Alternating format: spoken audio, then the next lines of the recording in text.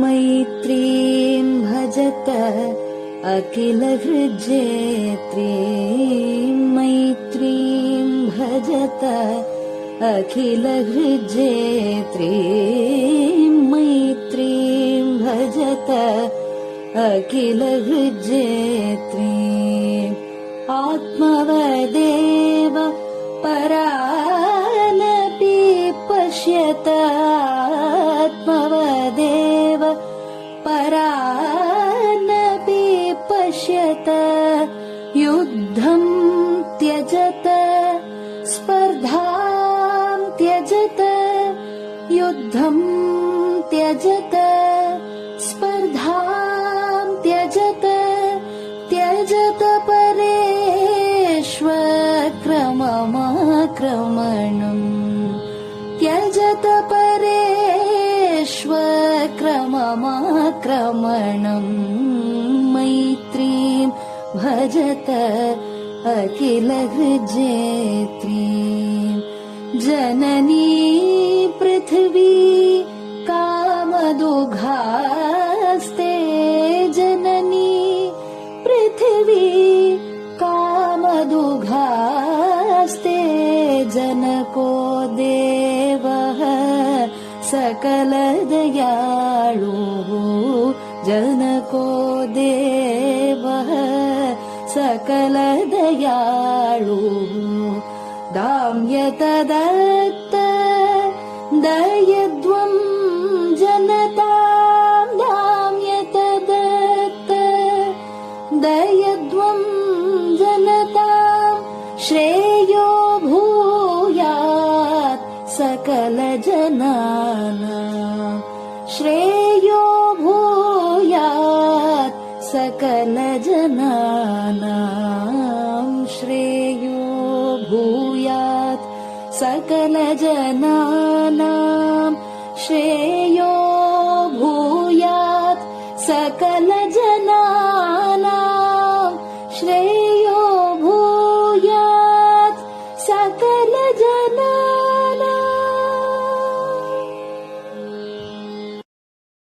பெரியவா சரணம். மைத்ரீம் பஜத. பாடியவர் குமாரி சிவஸ்ரீ ஸ்கந்தபிரசாத். பெரியவா சரணம். வணக்கம். பெரியவா வானொலியின் காலை நிகழ்ச்சிகளுக்கு உங்களை அன்புடன் வரவேற்கிறோம். முதலில் பெரியவா சுப்பிரபாதம். பெரியவா சரணம். பெரியவா சுப்பிரபாதம். பாடியவர் ஸ்ரீமதி லதா ஸ்ரீதரன் அவர்கள்.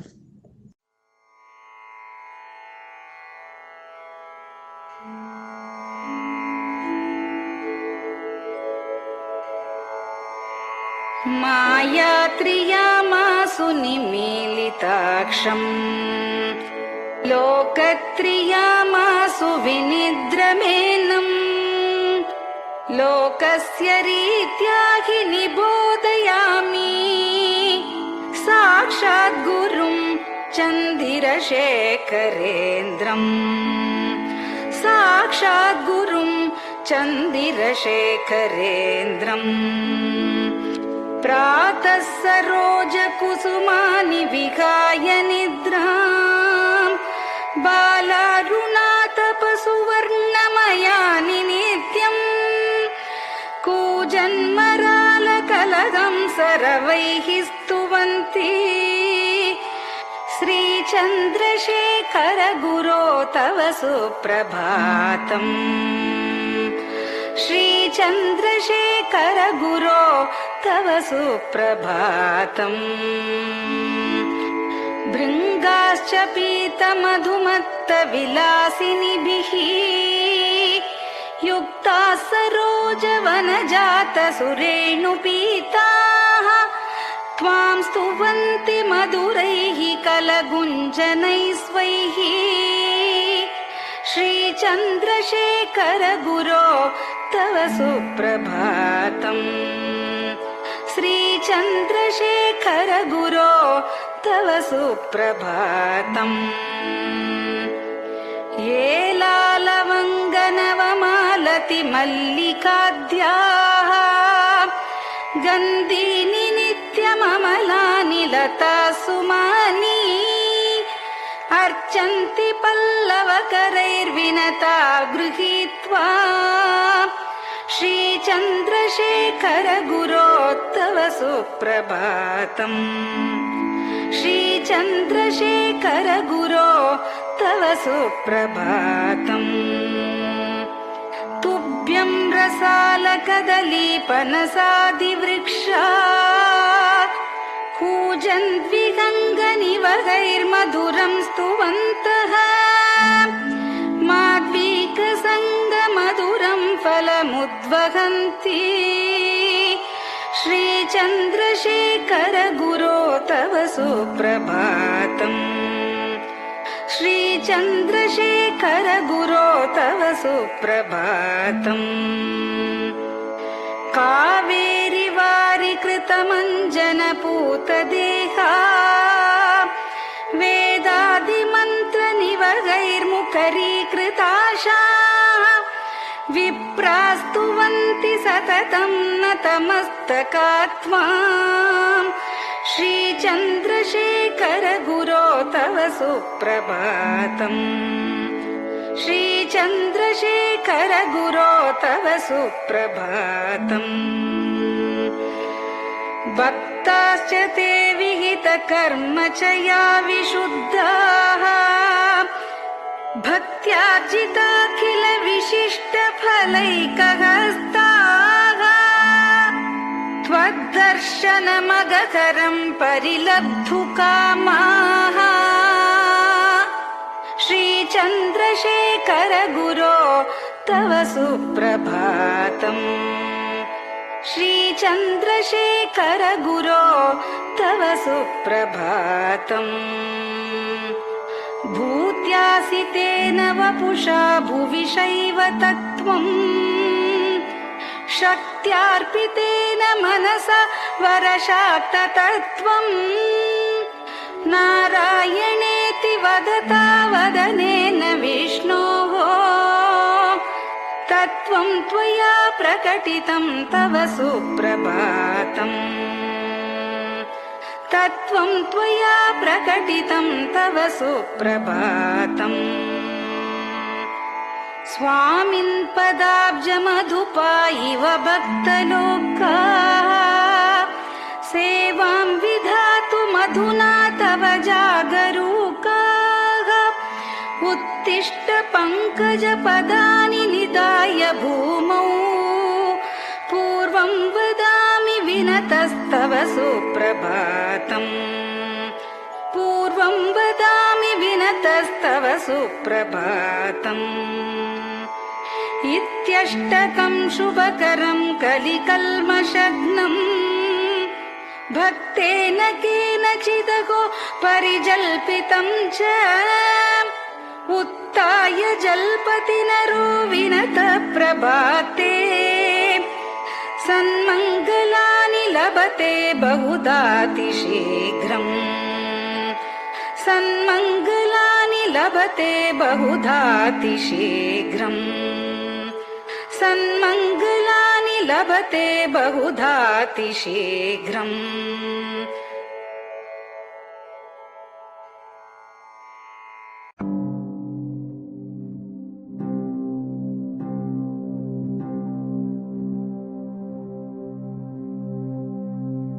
हर हर शङ्कर जय जय शङ्कर हर हर शङ्कर जय जय शङ्कर हर हर शङ्कर जय जय शङ्कर हर हर शङ्कर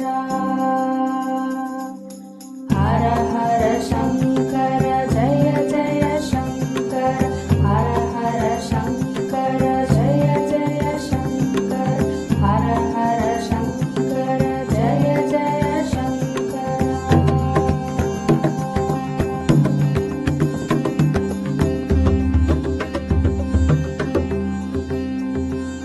श्रुति स्मृति पुराणानाम्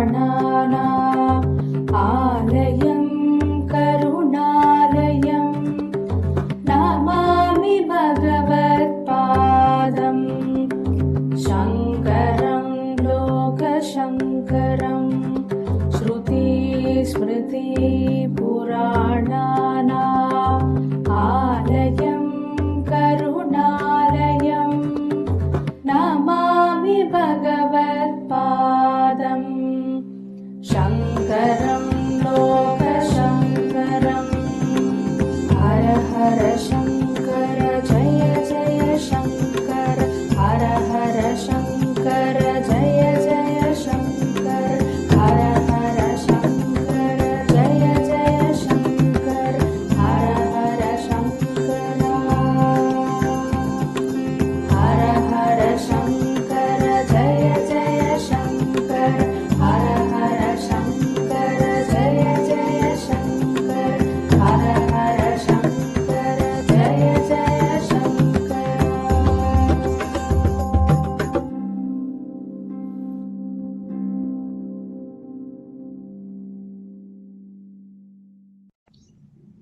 பெரிவாச்சரணம்.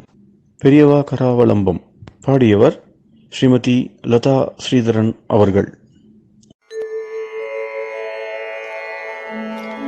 प्रातः स्मरामि भवदीयमुखारविन्दम् मन्दस्मितं च जनितापहरं जनानाम् प्रातः स्मरामि भवदीयमुखारविन्दम् मन्दस्मितं च जनितापहरं जनानाम् सम्पत्करीं च भवतोऽत्र कटाक्षलक्ष्मीं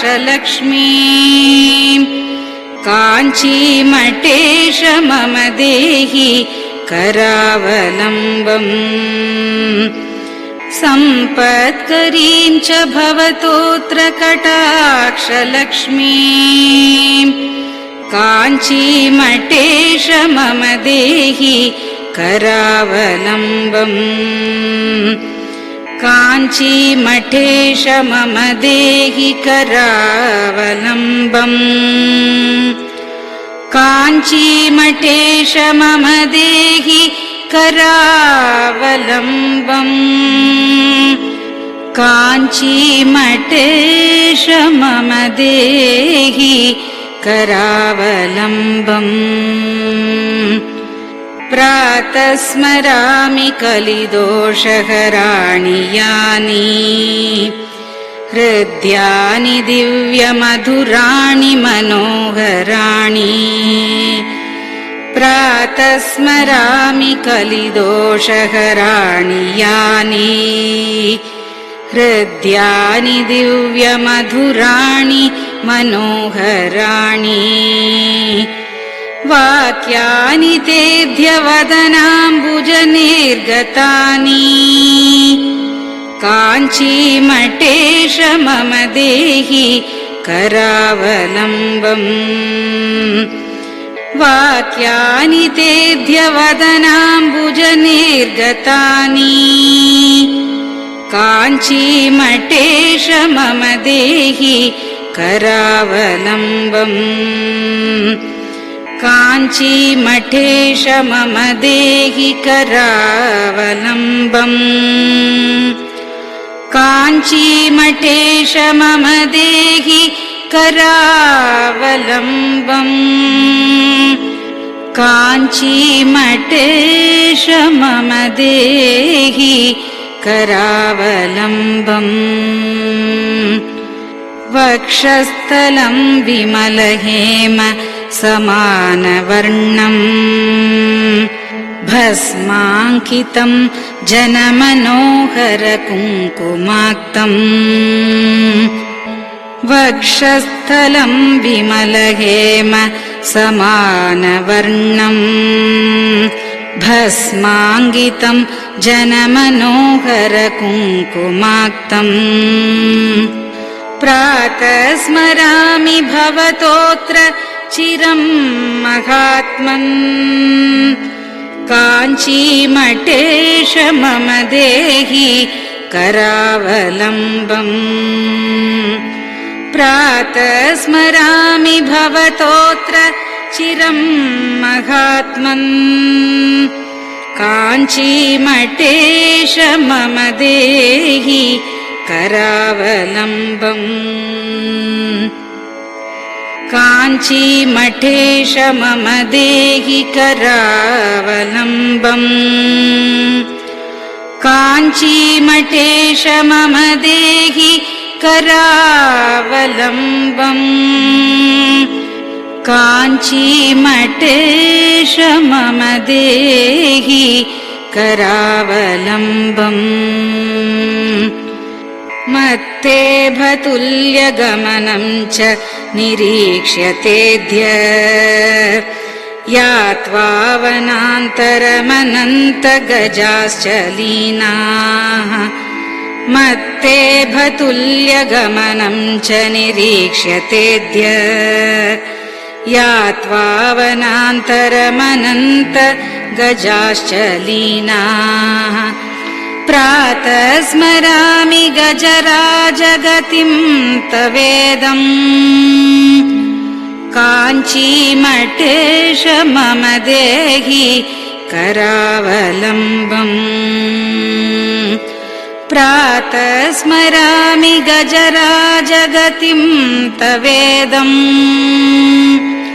काञ्चीमठेश मम देहि करावलम्बम् काञ्चीमठेश मम देहि करावलम्बम् काञ्चीमठेश मम देहि करावलम्बम् काञ्चीमठेश मम देहि करावलम्बम् दक्षेण दण्डमवलम्ब्य सदैतरेण हस्तेन चारुकलशं च विराजमानम् दक्षेण दण्डमवलम्ब्य सदैतरेण हस्तेन चारुकलशं च विराजमानम्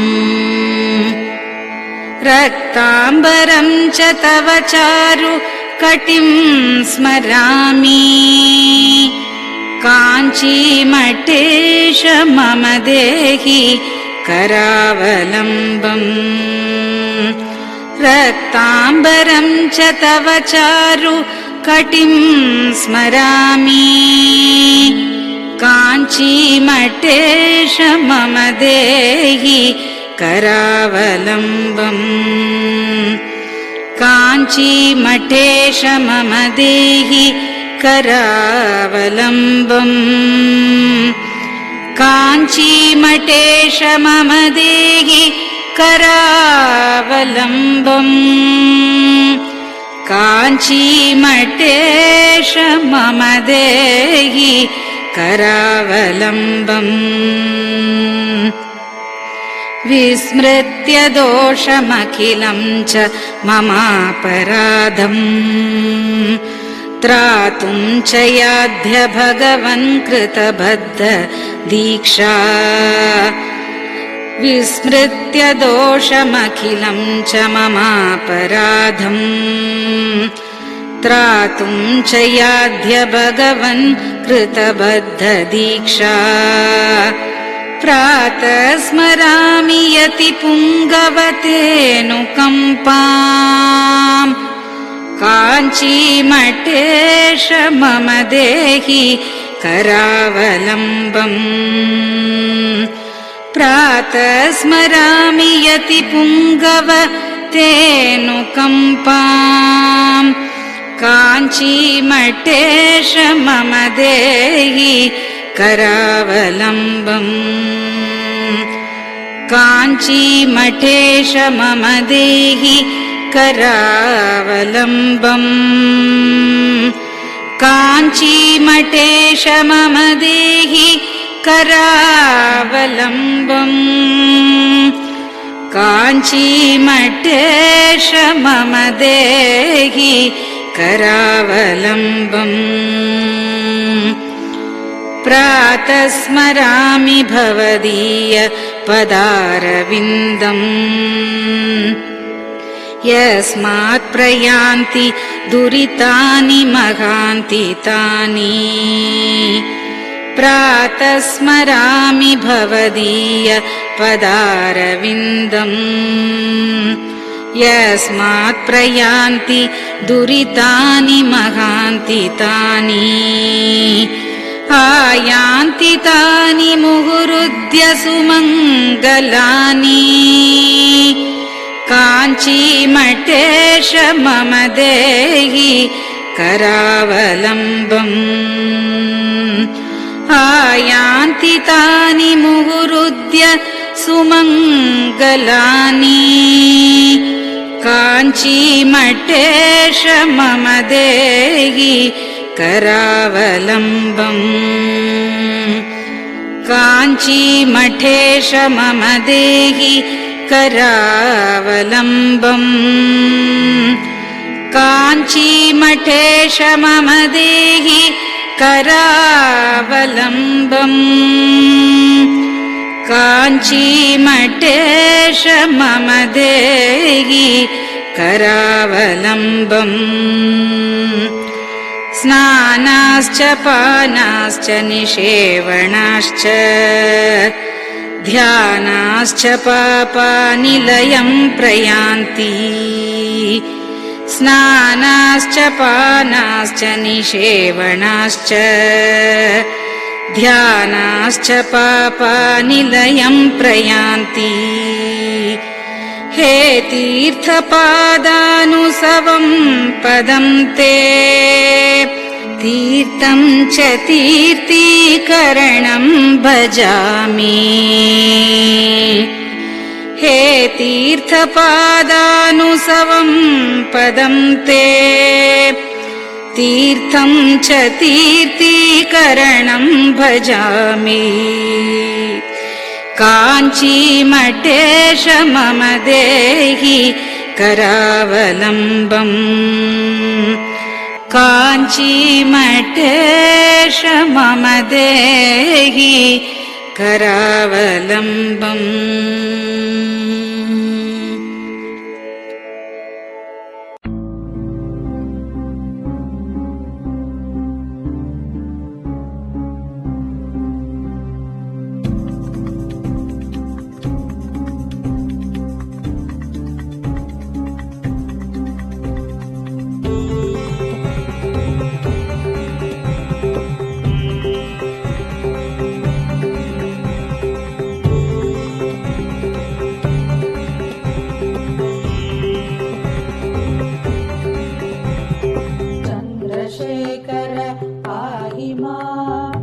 चन्द्रशेखर रक्ष मां चन्द्रशेखर पाहि मां जय चन्द्रशेखर रक्ष मां हर हर शम्भो शिव शिव शम्भो हर हर शम्भो शिव शिव शम्भो हर हर शम्भो शिव शिव शम्भो हर हर शम्भो शिव शिव शम्भो चन्द्रशेखर पाहि मां चन्द्रशेखर रक्ष मां चन्द्रशेखर पाहि मां जय चन्द्रशेखर रक्ष मां हर हर शम्भो शिव शिव शम्भो हर हर शम्भो शिव शिव शम्भो हर हर शम्भो शिव शिव शम्भो हर हर शम्भो शिव शिव शम्भो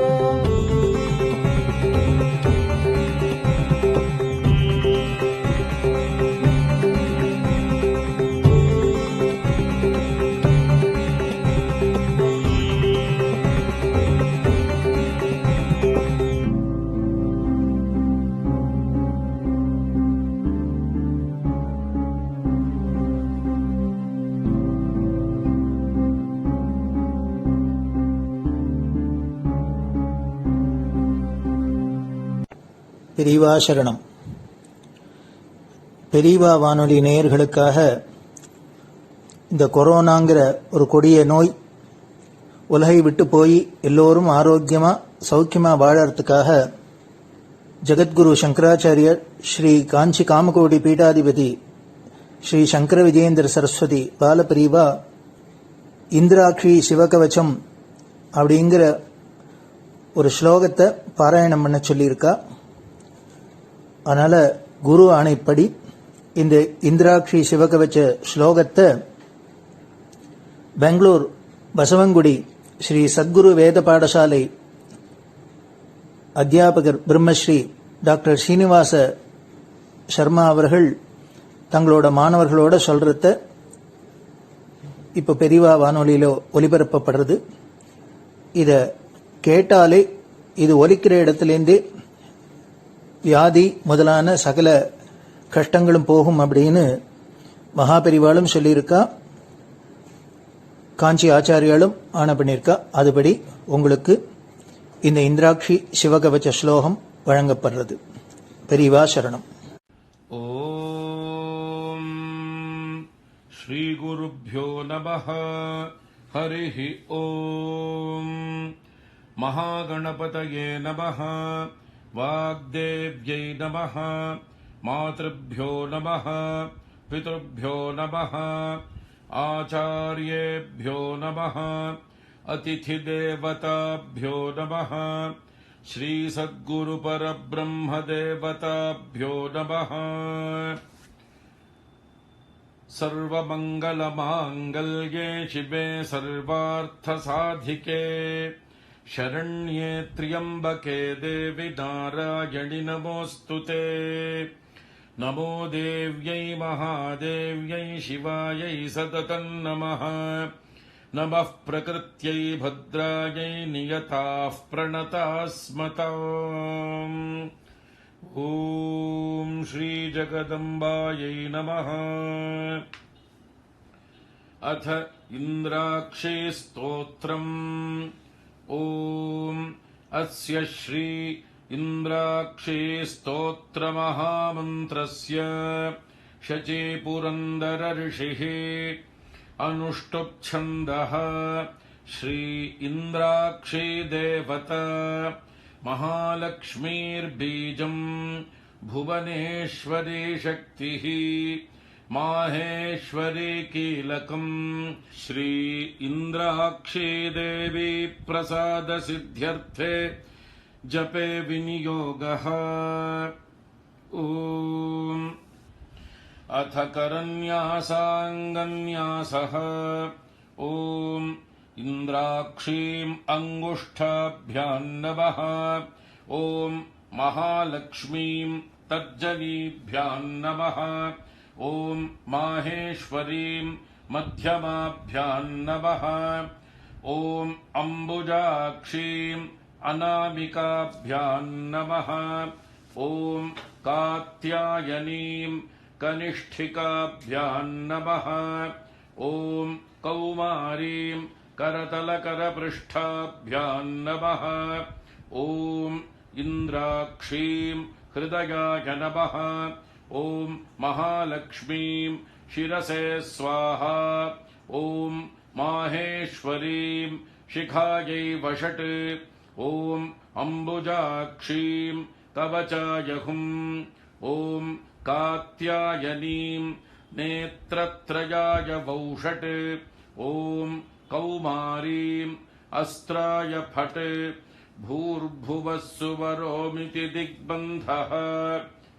ध्यानम्. ॐ नेत्राणाम् दशभिः शतैः परिवृता मत्युग्रचर्माम्बराम्.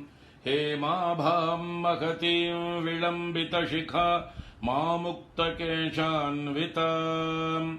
घण्टापण्डितपादपद्मयुगलान् नागेन्द्रकुम्भस्तनीम्. इन्द्राक्षीम् परिचिन्तयामि सततम् प्रत्यक्षसिद्धिप्रदाम्. इन्द्राक्षीम् द्विभुजाम् देवीम् पीतवस्त्रद्वयान्विताम्. वामहस्ते वज्रधरान् दक्षिणेन वरप्रदाम्. इन्द्राक्षीम् नौमि युवतीम् नानालङ्कार भूषिताम्. प्रसन्नवदनाम् भोजामप्सरो गणसेविताम्. ॐ अथ इन्द्राक्षी स्तोत्र प्रारम्भः. इन्द्र उवाच. ॐ इन्द्राक्षी पूर्वतः पातु पात्वाग्नेयान्तथेश्वरी कौमारी दक्षिणे पातु नैऋत्याम् पातु पार्वती वाराही पश्चिमे पातु वायव्ये नारसिंह्यपि उदीच्याम् कालरात्रिर्मामीशान्याम् सर्वशक्तयः भैरव्योर्ध्वम् सदा पातु पात्वधो वैष्णवी तथा एवम् 10 दिशो रक्षेत् सर्वाङ्गम् भुवनेश्वरी इन्द्राक्षी नाम सा देवी दैवतैः समुदाहृता गौरी शाकम्भरी देवी दुर्गानाम् नीतिविश्रुता कात्यायनी महादेवी चण्डघण्टा महातपाः सावित्री सा च गायत्री ब्रह्माणी ब्रह्मवादिनी नारायणी भद्रकाली रुद्राणी कृष्णपिङ्गला अग्निज्वाला रौद्रमुखी कालरात्रि तपस्विनी मेघस्वना सहस्राक्षी विकटाङ्गी जडोदरी महोदरी मुक्तकेशी घोररूपा महाबला अजिता भद्रदानन्ता रोगहर्त्री शिवप्रिया शिवदूती कराली च शक्तिश्च परमेश्वरी आर्या दाक्षायणी चैव गिरिजा मेनकात्मजा महिषासुरसंहारी चामुण्डा सप्तमातृका सर्वरोगप्रशमनी नारायणी नमोऽस्तु ते इन्द्राणी चेन्द्ररूपा च इन्द्रशक्तिः परायणी वाराही नारसिंही च भीमा भैरवनादिनी सदा सम्मोहिनी देवी सुन्दरी भुवनेश्वरी एकाक्षरी महामायी एकाङ्गी एकनायकी कोमलश्यामलारूपी कोटिसूर्यप्रकाशिनी श्रुतिस्मृतिर्धृतिर्मेधा विद्यालक्ष्मीः सरस्वती अनन्ता विजयापर्णा मानस्तोकापराजिता भवानी पार्वती दुर्गा हैमवत्यम्बिका जया शिवा भवानी रुद्राणी शङ्करार्धशरीरिणी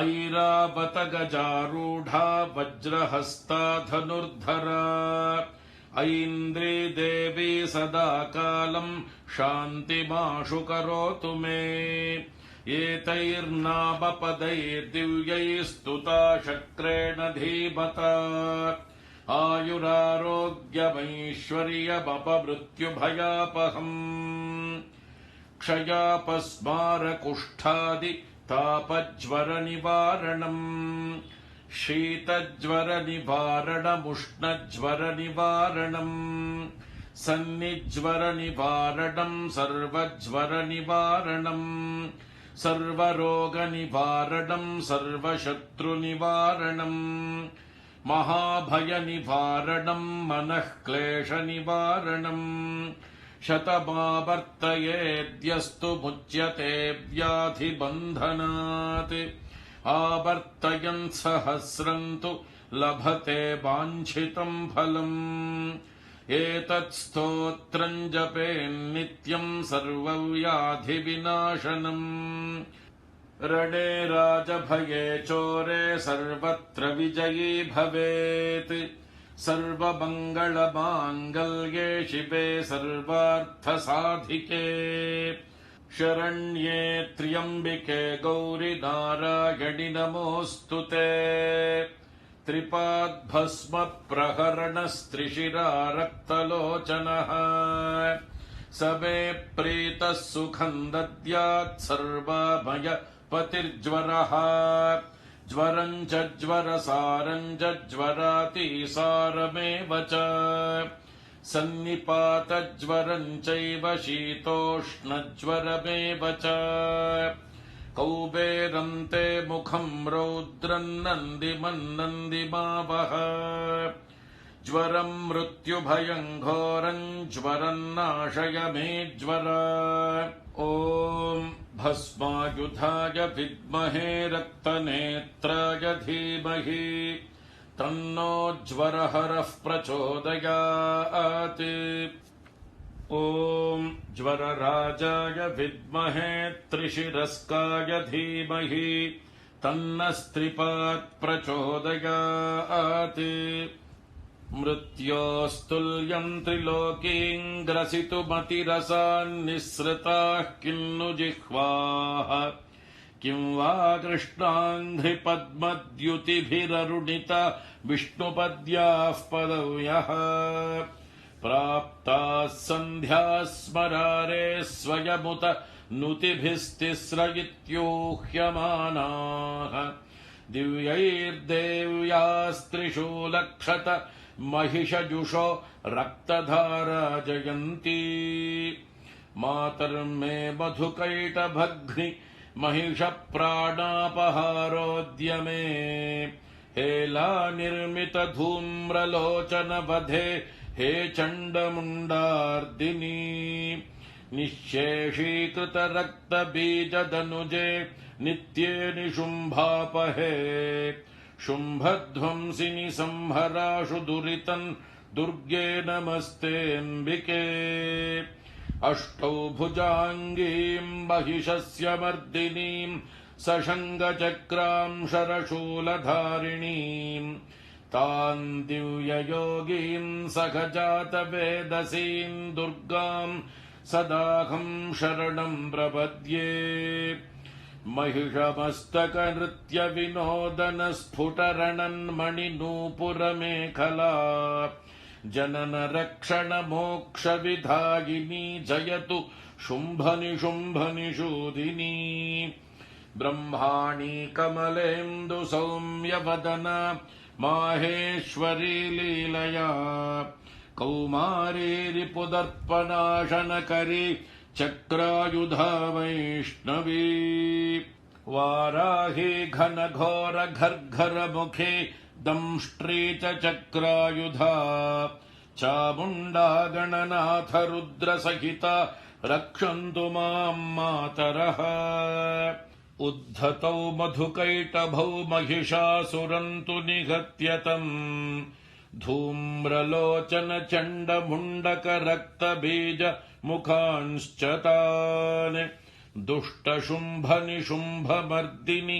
नन्दितामरवन्दिते बिष्टपत्रय पुष्टिकारिणि भद्रकाळि नमोऽस्तु ते लक्ष्मीप्रदानसमये नवविद्रुमाभाम् विद्या प्रदानसमये शरदिन्दुशुभ्राम् विद्वेषिवर्गविजये पितमालनिलाम् देवीम् त्रिलोकजननीम् शरणम् प्रपद्ये ॐ महादेव्यै च विद्महे सर्वसिद्ध्यै च धीमहि तन्नो देवी प्रचोदयात् ॐ श्रीं मं महादेव्यै नमः इतीन्द्राक्षी स्तोत्रम् ॐ इन्द्राणी मासु नारिषु सुभगा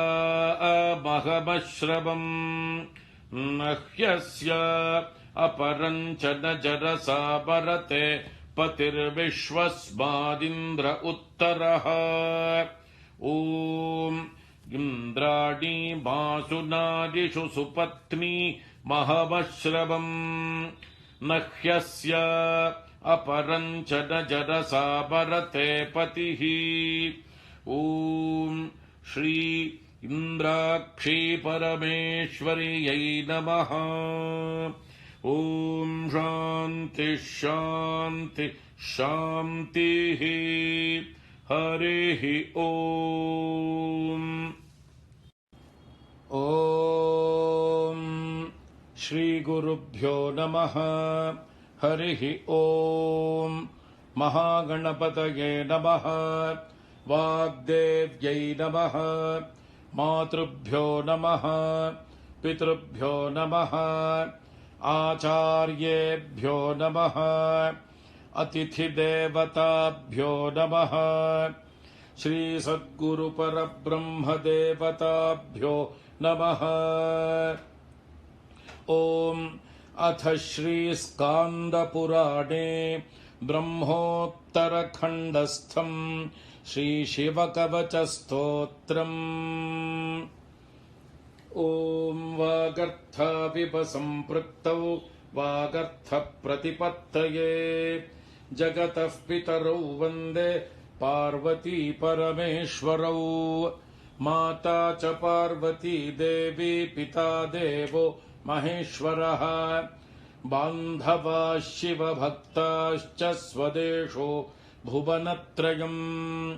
मृत्युञ्जयाय रुद्राय नीलकण्ठाय शम्भवे अमृतेशाय शर्वाय महादेवाय ते नमः। ॐ श्रीसाम्ब सदाशिव परब्रह्मदेवताभ्यो नमः। अस्य श्रीशिवकवचस्तोत्रमहामन्त्रस्य ऋषभयोगीश्वर ऋषिः अनुष्टुप्छन्दः। श्रीसाम्ब सदाशिवो देवता ह्रां बीजम् ह्रीं शक्तिः ह्रूं कीलकम्। श्रीसाम्ब सदाशिव प्रीत्यर्थे शिवकवचस्तोत्र जपे विनियोगः। अथ करन्यासः। ॐ नमो भगवते ज्वलज्ज्वालामालिने ॐ ह्रां सर्वज्ञशक्तिधाम्ने ईशानात्मने अङ्गुष्ठाभ्यां नमः।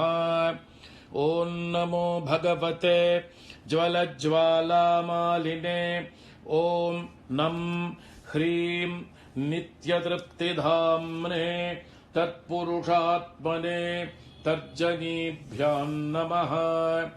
ॐ नमो भगवते ज्वलज्ज्वालामालिने ॐ मं ह्रूं अनादिबोध शक्तिधाम्ने अघोरात्मने मध्यमाभ्यां नमः।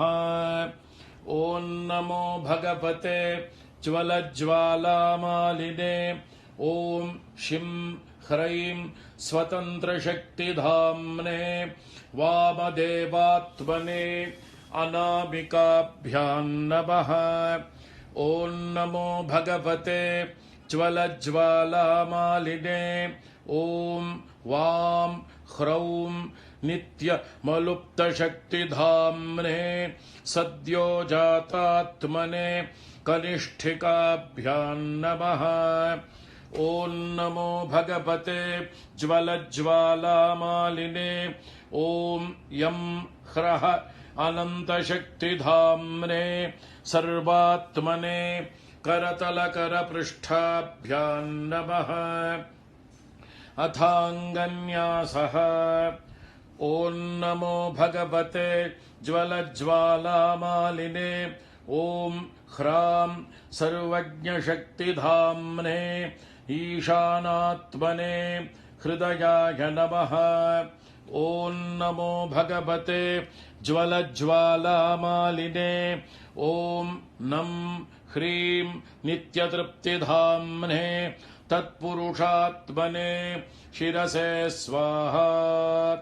ॐ नमो भगवते ज्वलज्ज्वालामालिने ॐ मं ह्रूं अनादिबोधशक्तिधाम्ने अघोरात्मने शिखायै वषट्। ॐ नमो भगवते ज्वलज्ज्वालामालिने ॐ शिं ह्रैं स्वतन्त्रशक्तिधाम्ने वामदेवात्मने कवचाय हुम्। ॐ नमो भगवते ज्वलज्ज्वालामालिने ॐ वां ह्रौं नित्यमलुप्तशक्तिधाम्ने सद्यो जातात्मने नेत्रत्रयाय वौषटे ॐ नमो भगवते ज्वलज्वालामालिने ॐ यं ह्रः अनन्तशक्तिधाम्ने सर्वात्मने अस्त्राय फट् भूर्भुवः सुवरोमिति दिग्बन्धः ध्यानम् वज्रदंष्ट्रं त्रिनयनं कालकण्ठमरिन्दमम् सहस्रकरमत्युग्रं वन्दे शम्भुमुमापतिम् अथापरं सर्वपुराणगुह्यं निःशेषपापौघहरं पवित्रम् जयप्रदं सर्वविपद्विमोचनं वक्ष्यामि शैवं कवचं हितायते। ऋषभयोगीश्वर उवाच नमस्कृत्वा महादेवं विश्वव्यापिनमीश्वरम् वक्ष्ये शिवमयं वर्म सर्वरक्षाकरन् नृणाम् शुचौ देशे समासीनो यथावत्कल्पितासनः जितेन्द्रियो जितप्राणश्चिन्तये शिवमव्ययम् हृत्पुण्डरीकान्तरसन्निविष्टं स्वतेजसा व्याप्तनभोऽवकाशम् अतीन्द्रियं सूक्ष्ममनन्तमाद्यन् ध्यायेत्परानन्दमयं महेशम् ध्यानावधूताखिलकर्मबन्धश्चिरञ्चिदानन्द निमग्नचेताः षडक्षरन्याससमाहितात्मा शैवेन कुर्यात् कवचेन रक्षा। अथ कवचस्तोत्रम् ॐ मां पातु देवोऽखिलदेवतात्मा संसारकूपे पतितं गभीरे तन्नामदिव्यं वरमन्त्रमूलं धुनोतु मे सर्वघं हृदि स्थम्। सर्वत्र मां रक्षतु विश्वमूर्तिर्ज्योतिर्मयानन्द घनश्चिदात्मा अणोरणीयानुरुशक्ति रेकः स ईश्वरः पातु भयादशेषात्। यो भूस्वरूपेण बिभर्ति विश्वं पायात् स भूमेर्गिरिशोष्टमूर्तिः। योपां स्वरूपेण नृणां करोति सञ्जीवनं सोऽवतु मां जलेभ्यः। कल्पावसाने भुवनानि दग्ध्वा सर्वाणि यो नृत्यति भूरिलीलः। सकालरुद्रोऽवतु मान्दवाग्नेर्वात्यादि भीतेरखिलाश्च तापात्। प्रदीप्तविद्युत्कनकावभासो विद्यावराभीतिकुठारपाणिः। चतुर्मुखस्तत्पुरुषस्त्रिनेत्रः प्राच्यां स्थितो रक्षतु मामजस्रम्। कुठारवेदाङ्कुशपाशशूलः कपालमालाक्ष गुणान्दधानः। चतुर्मुखो नीलरुचिस्त्रिनेत्रः पायादघोरो दिशि दक्षिणास्याम्। कुन्देन्दुशङ्खस्फटिकावभासो वेदाक्षमालावरदाभयाङ्कः। त्र्यक्षश्चतुर्वक्त्र उरुप्रभावः सद्योऽधिजातोऽवतु मां प्रतीच्याम्। वराक्षमालाभयटङ्क हस्तः सरोजकिञ्जल्कसमानवर्णः। त्रिलोचनश्चारुचतुर्मुखो मां पायादुदीच्यां दिशि वामदेवः। वेदाभयेष्टाङ्कुशटङ्कपाशः कपाल ढक्काक्षकशूलपाणिः। सितद्युतिः पञ्चमुखो बतान्मा मीशान ऊर्ध्वम् परमप्रकाशः मूर्धानमव्यान्मम चन्द्र मौळिर्भालम् ममाव्यादथ भालनेत्रः नेत्रे ममाव्याद्भगनेत्रहारी नासां सदा रक्षतु विश्वनाथः पायाच्छ्रुति मे श्रुतिगीतकीर्तिः कपोलमव्या सततं कपाली वक्त्रं सदा रक्षतु पञ्चवक्त्रो जिह्वां सदा रक्षतु वेदजिह्वः कण्ठं गिरीशोऽवतु नीलकण्ठः पाणिद्वयं पातु पिनाकपाणिः स्कन्धौ वृषस्कन्धगतिश्च सोऽव्यात् पार्श्वद्वयं पातु सुरासुरेशः दोर्मूलमव्यान्मम धर्मबाहुर्वक्षस्थलं दक्षमखान्तकोऽव्यात् ममोदरं पातु गिरीन्द्रधन्वा मध्यं ममाव्यान्मदनान्तकारी हेरम्बतातो मम पातु नाभिं पायात्कटिं धूर्जटिरीश्वरो मे स्मरारिरव्यान्मम गुह्यदेशं पृष्ठं सदा रक्षतु शूलपाणिः ऊरुद्वयं पातु कुबेरमित्रो जानुद्वयं मे जगदीश्वरो व्यात् जङ्घायुगं पुङ्गवकेतुरव्यात् पादौ ममाव्यात् सुरवन्द्यपादः महेश्वरः पातु दिनादिया मे मां मध्ययामेवतु वामदेवः त्रिलोचनः पातु तृतीयया मे वृषध्वजः पातु दिनान्त्यया मे पायान्निषादौ शशिशेखरो मां गङ्गाधरो रक्षतु मान्निशीथे गौरीपतिः पातु निशावसाने मृत्युञ्जयो रक्षतु सर्वकालम्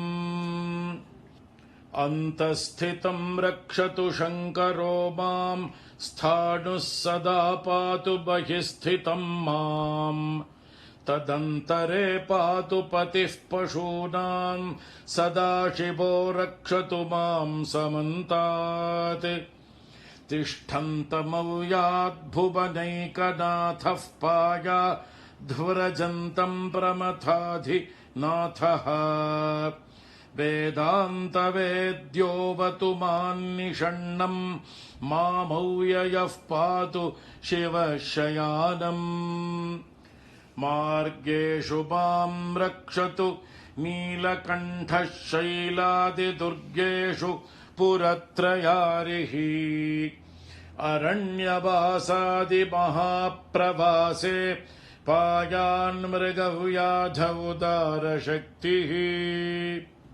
कल्पान्तकालोग्रपटुप्रकोपस्फुटाट्टहासोच्चलिताण्डकोशः घोरारिसेनार्णवदुर्निवार महाभयाद्रक्षतु वीरभद्रः पत्यश्वमातङ्ग घटावरूथः सहस्रलक्षायुत कोटिभीषणम् अक्षौहिणीनां शतमाततायिनां छिन्द्यान्मृडो घोरकुठारधारय निहन्तु दस्यून् प्रलयानलार्चिर्ज्वलत्रिशूलम् त्रिपुरान्तकस्य शार्दूलसिंहर्क्षवृकादिहिंस्रान् सन्त्रासयत्वेषधनुः पिनाकः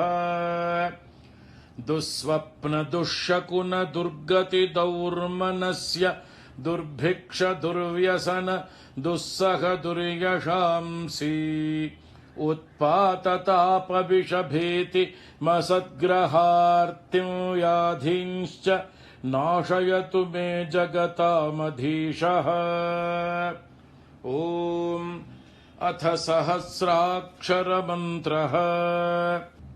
ॐ नमो भगवते सदाशिवाय सकल तत्त्वात्मकाय सकल तत्त्वविदुराय सकल लोकैककर्त्रे सकल लोकैकभर्त्रे सकल लोकैकसंहर्त्रे सकल लोकैकगुरवे सकल लोकैकसाक्षिणे सकल निगम गुह्याय सकल वरप्रदाय सकल दुरितार्तिभञ्जनाय सकल जगदभयङ्कराय सकल लोकैकशङ्कराय शशाङ्कशेखराय शाश्वत निजाभासाय निर्गुणाय निरुपमाय निरूपाय निराभासाय निरामयाय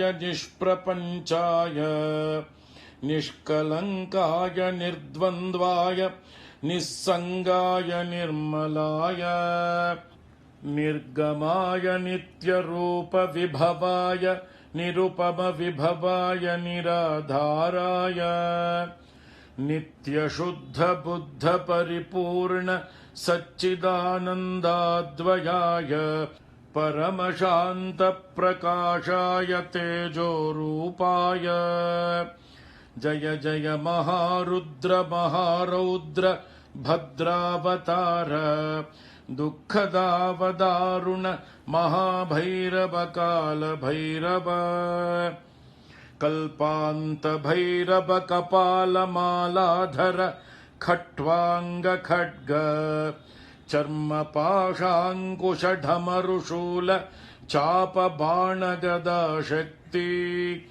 भिण्डिपालतोमर मुसलमुद्गर पट्टशपरशू परिघभुषण्डेशतघ्नि चक्राद्यायुधभीषणकर सहस्रमुखदंष्ट्राकरालवदन विकटाट्टहास विस्फाटित ब्रह्माण्डमण्डल नागेन्द्रकुण्डल नागेन्द्रहार नागेन्द्रवलय नागेन्द्रचर्मधर मृत्युञ्जय त्र्यम्बक त्रिपुरान्तक गंगाधर विरूपाक्ष विश्वेश्वर विश्वरूप वृषभवाहन विषभूषण सर्पभूषण विश्वतो मुख सर्वतो मां रक्ष रक्ष ज्वल ज्वल प्रज्वल प्रज्वल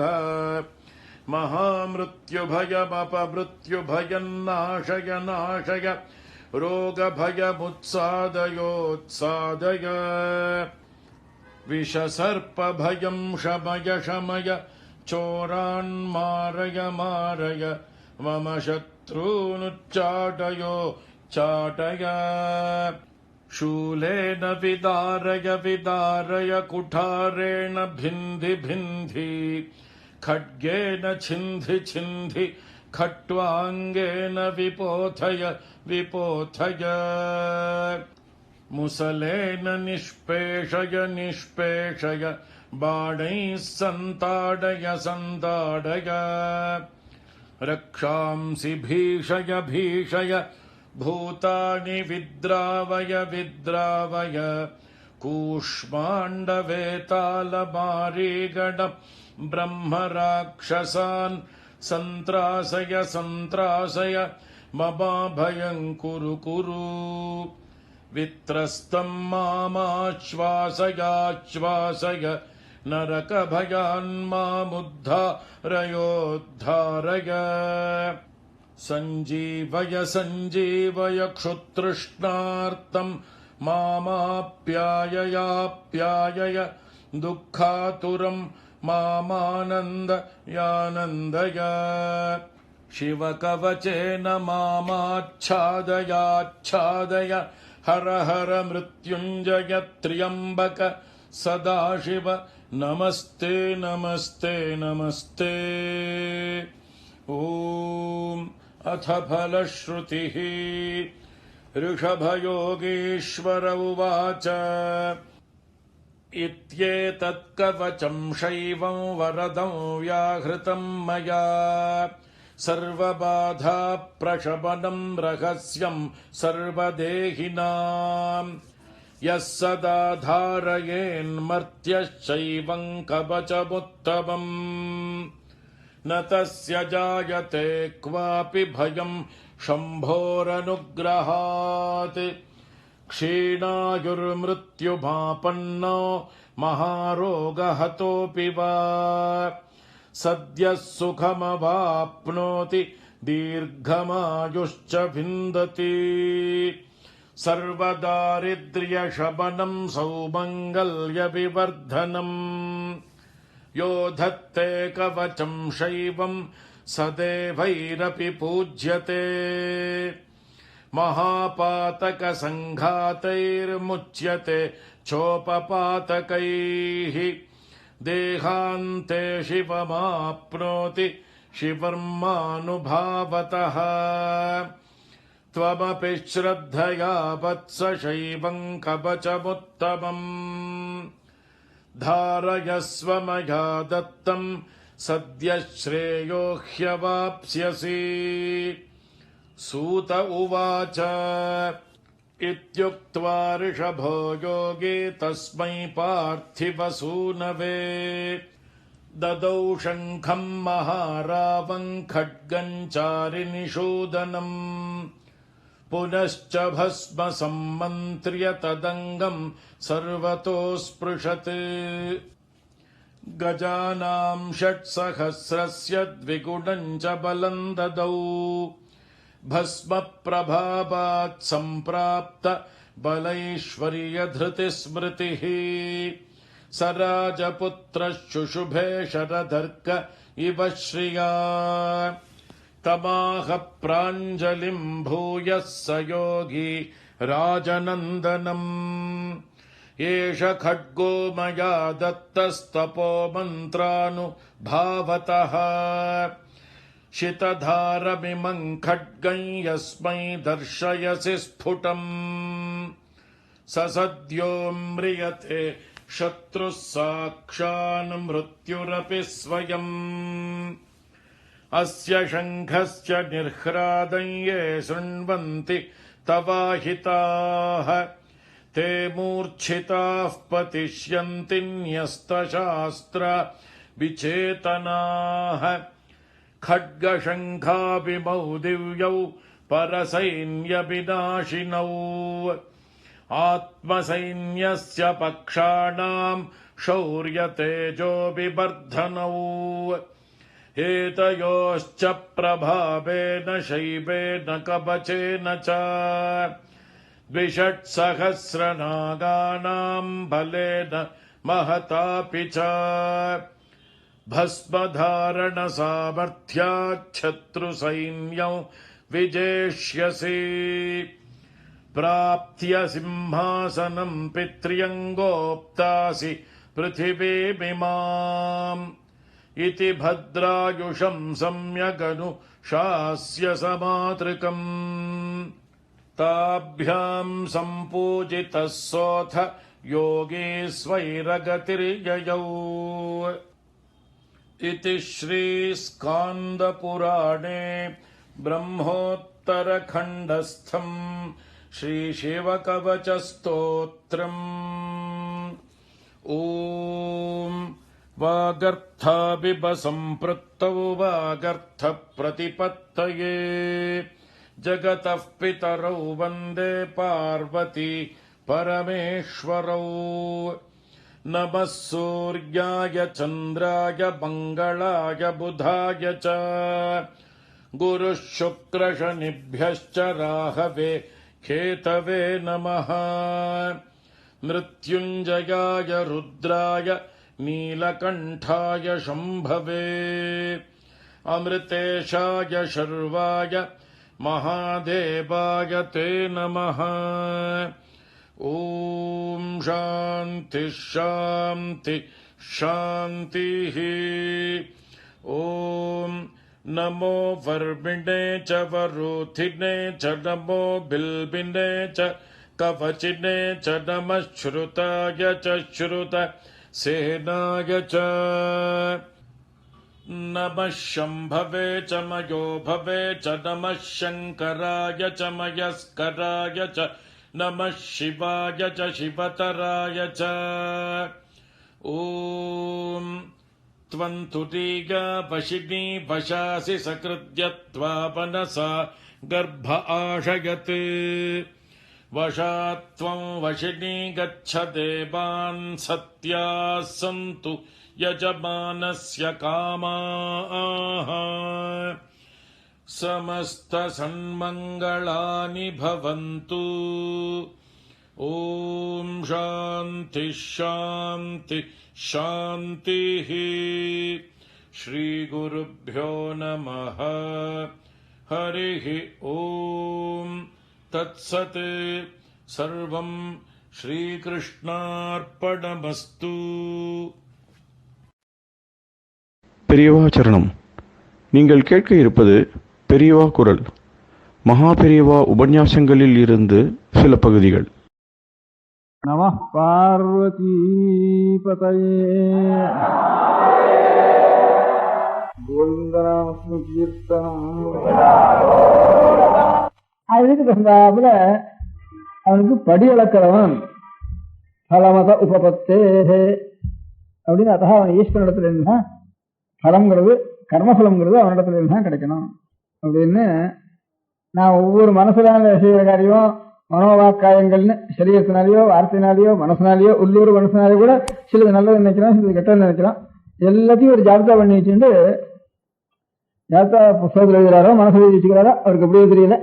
சில பேர் ஞாபகத்திலேயே வச்சுடுவா, புத்தகம் கூட வேண்டியதில்லை அவருக்கு. நான் மனுஷாலேயே இப்படி இருக்கிறதுனால புத்தகத்தில் எழுத வேண்டிய முக்காலே மணி பேர் புத்தகத்தில் எழுந்து ஓனத்தம் புத்தகத்தில் எழுதாமே எல்லாத்தையும் தெரிஞ்சுருக்கான் இருக்கேன். அதனால அவனுக்காலும் கட்டிக்காரனா இருக்கிறாங்க சுவாமி.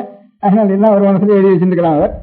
அதனால எத்தனை கோட்டி பிராணிகள் இருந்தாலும் அவன் என்னென்ன காரியங்கள் மனசினாலேயோ சரீரத்தினாலேயோ வாக்கினாலேயோ பண்றாரோ அவ்வளவு மனசுல எழுதி வச்சுட்டு அவர் பலத்தை கொடுக்குறார். அப்ப அவர் என்ன பக்தி பண்ணுவானு. சரி, இந்த ரெண்டு டெஃபினேஷன் இருக்கு. கர்த்தா ஒண்ணும், இந்த பலத்தை கொடுக்குறது அப்படின்னு ரெண்டு டெஃபினேஷன் ஈஸ்வரனுக்கு. ஒரு சிருஷ்டிச்சு போட்டோம் அவர் காரியம். ரட்சிச்சார் நான் என்ன அவர் ரட்சின்னு சொல்ல முடியுமான்னா, பக்தி பண்றவன் தான் ரசிக்கிறார், பக்தி பண்ணாதவன் ரசிக்கிறேன்னு சொல்லுவான். எல்லாரும் தான் ரசிக்கிறாரு. அதனால அதுக்காக ரசிக்க வேண்டியது மரம் வச்சவன் அவன் தண்ணி ஊற்ற மாட்டான்ட்டு அவன் வேலை அது. அதனால அதுக்கு நாம் ஒன்றும் பக்தி பண்ண வேண்டிய காரியம் இல்லை. நாம் நல்லதோ பொருளாதோ பண்ணினோம்னா அதுக்கு படியே வைக்கிறோம். அப்புறம் நான் கட்டுறதுதான் பண்ணுவேன், நீ பாட்டுக்கு அதுக்கு பலம் கொடுக்க கூடாதுன்னு லஞ்சத்துக்கு போடுவான்டா. அதனால லஞ்சம் கொடுக்கறது அது. அதனால அவன்கிட்ட போய் நம்ம பிரார்த்திக்க வேண்டிய விஷயம் இல்லை. கர்மபலதாத்தா, ஜெகத்தெல்லாம் சிருஷ்டிகர்த்தா, இது ரெண்டும் ஈஸ்வரனுடைய லட்சணம். நம்ம தேசத்திலேயே சில மதஸ்தால் வேதத்தை ஆசிரியச்சுட்டே இருக்கிறவர்கள், சில மதஸ்தால் சாங்கியால்னு பழைய நாள்ல சில பேர் இருந்திருக்கா. அதே போல மீமாம்சகால்னு சில பேர் இருந்திருக்கா. அதெல்லாம் ஆச்சாரியால் அந்த ரெண்டு மதமும் இருந்திருக்கு. அந்த ரெண்டு மதத்திலையும் ஈஸ்வரன் ஜெகத்துக்கு கர்த்தாவும் இல்லை, ஜெகத்துக்கு ஈஸ்வரன் கர்த்தா இல்லைன்னு சாங்கிய மதம். மீமாம்சையிலையும் அதை பத்தி ஜெகத்து ஈஸ்வரன் கர்த்தான்னு சொல்லவும் இல்லை. இப்ப ஈஸ்வரன் ஜெகத்து கர்த்தா இல்லைன்னு சாங்கிய மதத்துல நல்லா கண்டனம் பண்ணிருக்கா.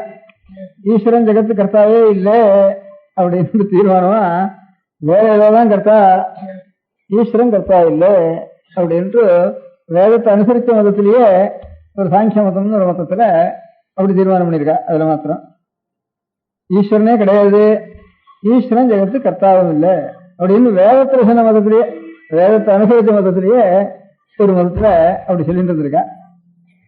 வேதத்தை அனுசரிக்காம ஜெயின மதம், புத்த மதம், அந்த மதங்கள் எல்லாம் ஈஸ்வரன் ஒன்னும் ஜெகத்துக்கு கர்த்தான்னு சொல்றதுக்கு இல்லை, ஈஸ்வரன் ஒரு சாமான் இருக்கிறதா ஒன்னும் அவசியம் இல்லை அப்படிங்கிற மாதிரி அந்த அந்த ட்ரெண்டில் தான் மதங்கள்லாம் போயிருக்கு.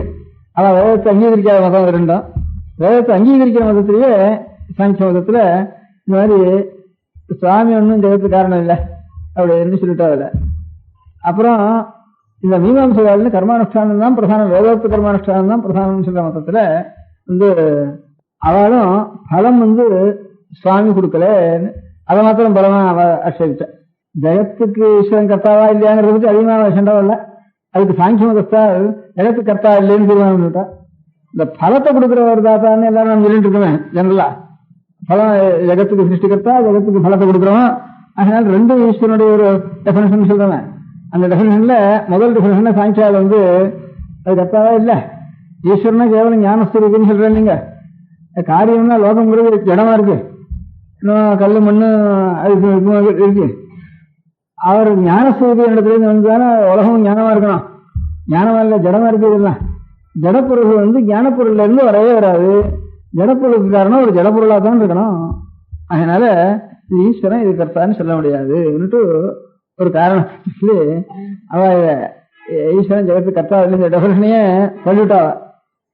அதுக்கப்புறம் மீமாம்சகாரங்கிற மதஸ்தால் ஜெகத்துக்கு பலத்தை கொடுக்கிறவர், நாம் நல்லது இல்லாததெல்லாம் சொல்றத மனசுல வச்சுட்டு அதுக்கு தகுந்தாப்புல அதுக்கு பலத்தை கொடுத்துட்டே இருக்கிறவனுக்கு அப்பேர் கொடுக்கக்கூடிய ஈஸ்வரன் வேணும். அவர் தான் ஈஸ்வரன், அப்படி கொடுக்கிறவர் தான் ஒரு ஈஸ்வரன். இல்லைன்னா பலம் நமக்கு கிடைக்காது.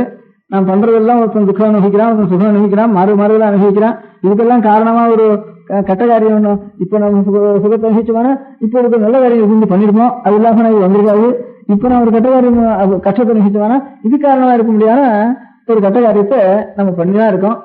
அதனால இல்லாம முடியாது. இவ்வளவு மனசுக்கு வாங்கிட்டு ஒருத்தன் பலம் கொடுக்கணும், இதுதான் வேணும் அப்படிங்கறதெல்லாம் நாம் சொல்லிட்டு இல்லாமனா இதுக்கு பலம் சரியா நமக்கு வரவும் வராது அப்படின்னு தான் நாம் சொல்லிட்டு இருக்கோம்.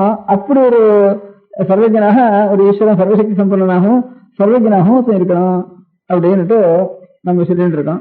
அது கிடையாது. மீமாம்சையால் நான் காரியம் பண்ணா அந்த காரியமே பலத்தை கொடுத்துட்டு போறது. வேதத்து கர்மானுஷ்டானம், வேதத்துல சொன்ன கர்மானுஷ்டானங்கள் நல்லதோ பொல்லாதோ பண்ணிடுவானா, பொல்லாது பண்ணிடுவானா, வேதத்துல பண்ணாதேன்னு சொன்னதை பண்ணிடுவானா, அதுவே கஷ்டப்படத்தை அது கொடுத்துட்டு போகுது. வேதத்துல இது பண்ணு நல்லதா இருக்குன்னு சொன்னால்னா அதை பண்ணிடுவானா, அதுவே கர்மாவே பலத்தை கொடுத்துட்டு போறது அப்படின்னுட்டு மீமாம்சையால் அந்த பலமத உபத்தேகன்னு சுவாமிதான் ஜெகத்துக்கு நல்லது கொள்ளாததெல்லாம் கொடுக்கிறார், நாம் பண்ணதெல்லாம் கெட்டதெல்லாம் கணக்கு வைக்கின்ற அதுக்கு படி இழக்கிறாருன்னு படி இழக்கிறவர் சுவாமி, படி இழக்கிற சுவாமி, படி இழக்கிறதுன்னு ஒரு சுவாமி கிடையாது, பண்ற காரியமே கொடுத்துட்டு போறது அப்படின்னுட்டு மீமாம்சையால் ஒரு நிமிஷம் கர்ம மீமாம்சையால் வேற வாழ்க்கை கர்மாவை அதையும் ஆச்சாரியால் கண்டனம் பண்ணி அதுவும் சரியானது இல்லப்பா அப்படின்னு வேதத்துல சொன்னதுதான். வேதத்துல ஈஸ்வரன் தான் பரதாத்தான்னு, அவன் தான் என்னை நல்ல வழியில கொண்டு போனாலும் சரி கெட்ட வழியை கொண்டு போனாலும் சரி அவனுடைய பலத்தை அவன் தான் ஈஸ்வரன் தான் கொடுக்குறான்னு ஆச்சாரியால் இந்த சாங்கியாளுடைய மதத்தையும் மீமாம்சையாளுடைய மதத்தையும் நிறைய கேள்விகளுக்கெல்லாம் சமாதானம் கொடுத்து வியாசாச்சாரியால் அதுக்கு இருக்க முடியாத சூத்திரத்துல இருக்கிறபடி கர்த்தா ஜெகத்து கர்த்தா ஈஸ்வரன் தான், ஜெகத்துக்கு பலதாதா ஈஸ்வரன் தான், ஈஸ்வரன் எல்லாமே ஜெகத்து உண்டாகாது, தானா உண்டாகாது. தானாவும் இந்த நாம் செய்யற காரியங்கள்லாம் தானா பலத்தை கொடுக்க முடியாது. ரெண்டும் ஜடம், ஜடமான வஸ்து ஒரு வஸ்து ஒண்ணாது, அது பண்ணவே முடியாது. ஒரு சைதன்யம் இருந்தா தான் அந்த இதெல்லாம் அதனுடைய ஒரு சங்கல்பத்தை அனுசரிச்சு கையாலகணம் வேண்டாம் காலகணம் வேண்டாம், ஒரு சங்கல்பம் ஒன்று இருந்தா தான் அந்த சங்கல்பத்துல இருந்து இந்த பிரபஞ்சம் எல்லாம் உண்டாகும், பலமும் கிடைக்கும். அப்படி என்று இவன் இப்ப பண்றதெல்லாம் மனசுல வாங்கிட்டு தான் பின்னால கொடுக்குற வரைக்கும் அவனுடைய ஒரு கணக்குல இதெல்லாம் இருந்தாகணும். அந்த இல்லாதனா இது பலம் கிடைக்காது அப்படின்னு பலதாகர்த்தம். பலதாதாங்கிறது பலத்தை கொடுக்குறோங்கிறது, உலகத்தெல்லாம் சிருஷ்டி பண்றோங்கிறது, இந்த ரெண்டு காரியத்தினாலையும் ஈஸ்வரன் இருக்காருன்னுட்டு அவரை ஆட்சேபிக்கிறவாலும் இருக்காங்கிறதா சொன்னேன். நம்ம வைதிக மதத்திலேயே இது ரெண்டையும் ஆட்சேபிக்கிறவா இருக்கா. ஆச்சாரியால் அவதாரம் பண்ண காலத்துல அதெல்லாம் இல்லப்பா, பழையபடி வியாசாச்சாரியால் பூர்வத்தில் எப்படி சொன்னாலோ நம்முடைய வைதிகாலெல்லாம் ஆதிகாலம் அப்படி இருக்காளோ மத்தியில இந்த ரெண்டு மதங்களும் அபிப்பிராயம் பௌத்த மதம் தான். பௌத்த மதம் செய்யற மதம் வேதத்துக்கே கொஞ்சம் மீறின மதம். அது மீறினா கூட அவளும் இதே விஷயம் தான் வாசிட்டா. கர்மாபலத்தை கொடுக்கறதுங்கிறது கூட அவ ஒன்றும் ஒத்துக்கல. ஈஸ்வரன் ஒரு வஸ்து இல்லைங்கிறது மாத்திரம் அப்படி சொல்லிட்டாங்க ரெண்டு மதத்திலையும். அதனால ஈஸ்வரனே இல்லைன்னா அவன் பலதாதாவும் இல்லை, ஜெகத்து கர்த்தாவும் இல்லையோ அப்படின்னு, ஜெகத்து கர்த்தாவான வஸ்துவும் ஒன்று இல்லை, பலதாதாவும் இல்லைன்னு ஆகி போயிட்டது அந்த ரெண்டு மதத்துல. அதனால அது எல்லாத்தையும் ஆச்சாரியால் சமாதானம் பண்ணி, ஆச்சாரியாலும் பௌத்த மதத்தை கண்டனம் பண்ணிட்டா தேசத்துல, ஆச்சாரியால்னால்தான் பௌத்த மதம் தேசத்தை விட்டு போயிட்டுது அப்படின்ட்டு லோகத்துல அதிகமா சொல்லிட்டு இருக்கா. பௌத்த மதத்தை பத்தி ஆச்சாரியால் கண்டிதம் பண்ற அவளுடைய கிரந்தங்களை பார்த்தோம்னா பௌத்த மதத்தை பத்தி கண்டிதம் பண்ற இடம் ரொம்ப சொற்பம், இங்கேயோ இருக்குமோ இருக்காதோ சந்தேகம். இந்த சாங்கிய மதத்தை பத்தியும் மீமாம்சையாளுடைய மதத்தை பத்தியும் தான் நிறைய நம்ம வைதிகாலத்திலேயே வேதத்தை பிரமாணமாக தான் சொல்லிட்டு இருக்கா ரெண்டு பேரும், இந்த சாங்கியால மீமாம்சையாலும். அந்த ரெண்டு மதங்களை தான் நிறைய விசாரிச்சு இப்படிதான் சொல்லப்படாதுப்பா, ஈஸ்வரன் தான் பரதாத்தா, ஈஸ்வரன் தான் ஜெகத்கர்த்தா அப்படிங்கிறத ஆச்சாரியர் அதுக்கு ஸ்தாபனம் பண்றதுதான் முக்கால் வாசி பிரயத்தனம். அவருடைய கிரந்தங்கள்ல முழுக்க ஈஸ்வரன் தான் லோகத்தெல்லாம் ரசிக்கிறவன், ஈஸ்வரன் தான் லோகத்தெல்லாம் சிருஷ்டி பண்ணுவான் அப்படின்னு இந்த தத்துவம் அவன் தான் நமக்கு சரணாகுது அப்படின்னு இதை சொல்றதுக்காகத்தான் ஆச்சாரியாருடைய முக்கால் வாசியிடம் பாஷ்யம் அது இங்கே ஒரு அரைக்கால் வாசி இருக்குமோ இதுல இருந்து பௌத்த மதத்தையும் ஜெயின மதத்தையும் கண்டனம் பண்ணிடுது. அப்படி கண்டனம் பண்ண முடியாத இடத்துலயும் அது இந்த வியாசாரியால் சூத்திரத்திலேயே கொஞ்சம் அந்த சில சூத்திரங்களுக்கு கண்டனம் பண்ற சூத்திரம் அதுக்கு அர்த்தம் சொல்றப்ப மாத்திரம் தான் அதை கண்டனம் பண்ணிருக்காரு. வேற சொல்பமா அதிகமா பௌத்த மதத்தை கண்டனம் பண்றதுக்காக ஜாஸ்தியா அதை எடுத்துக்கல. பௌத்த மதத்தை கண்டனம் பண்றதுக்காக ஜாஸ்தியா பிரயத்தனம் பண்ணது ஆச்சாரியாளுக்கு தவிர குமாரில் பட்டாள்னுட்டு நான் சொன்னேன் இந்த கர்மஞானு அவள் தான் நிறைய அதை பத்தி சொல்லியிருக்கா. அதே மாதிரி தர்க்கசாஸ்திரத்தை ஆரம்பிச்சுட்டு தர்க்கசாஸ்திரத்தை ஜெகத்கர்த்தான்னு அர்த்தம், ஜெகத்கர்த்தா ஈஸ்வரன் அர்த்தம். அந்த தர்க்கசாஸ்திரத்துல உதயநாச்சாரியால்னுட்டு அந்த பழைய காலத்துல கிட்டத்தட்ட ஆச்சாரியாளுக்கு சமகாலத்திலேயே அவ 2 பேர் வந்திருக்கா. இந்த குமாரில் பட்டாளுங்கிறவாலும் உதயநாச்சாரியாளுங்கிறவாலும் காரில் எடுக்க இன்னொன்று சரி. அதனால உதயநாச்சாரியாலும் குமாரில் பட்டாலும் தான் இந்த பௌத்த தத்துவத்தை ஈஸ்வரத்துவம் இல்லைன்னு சொன்ன விஷயத்துக்காக உதயநாச்சாரியால் பௌத்த மதத்தை கண்டிச்சா. இந்த வேதாந்த கர்மானுஷ்டானம் கிடையாதுன்னு சொன்னதுக்காக குமாரில் பட்டால் கண்டிச்சா. நாங்க கர்மா இல்லைன்னுங்கிற விஷயத்தை வச்சுட்டு குமாரில் பட்டால் மீமாம்சகர் கர்மாவே சகல பலதாதா, கர்மாவை பேர் வேற கதி கிடையாது, சகல மோட்சமும் கர்மானுஷ்டானத்தினால அப்படிங்கிறது குமாரில் பட்டாளுடைய அபிப்பிராயம். அதுக்கு விரோதமா வேதம் கிடையாது, கர்மாவும் கிடையாது அப்படின்ட்டு பௌத்த சொன்னதுக்காக அவர் நிறைய அந்த பௌத்த மதத்தை கண்டிச்சுட்டார். உதயநாச்சாரியர் ஜெகத்து கர்த்தாவா ஒரு ஈஸ்வரன் இல்லைன்னு தர்க்கசாஸ்திரத்துல ஜெகத்து கர்த்தாவா ஈஸ்வரன் தான் ஜெகத்துக்கெல்லாம் கர்த்தாங்கிற சித்தாந்தம் அவருக்கு. அதுக்கு விரோதமா பௌத்த சொல்றாலேட்டு உதயநாச்சாரியரை கண்டிச்சார். இந்த உதயநாச்சாரியாலையும் குமாரில் பட்டாளாலையும் தான் இந்த பௌத்தாளுடைய வாதம் ஜனங்களுடைய மனசுல அதிகமா பரவறதுக்கு இல்லாம அப்படியே நின்று வச்சு நின்றுக்கு காரணம் அவ 2 பேரும்.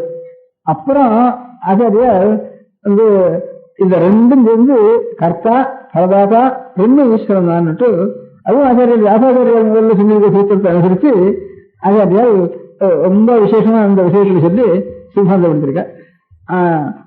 இதெல்லாம் இப்படி இதெல்லாம் சரித்திரம் உங்களுக்கு தெரியறதுக்காக சொன்னேன்.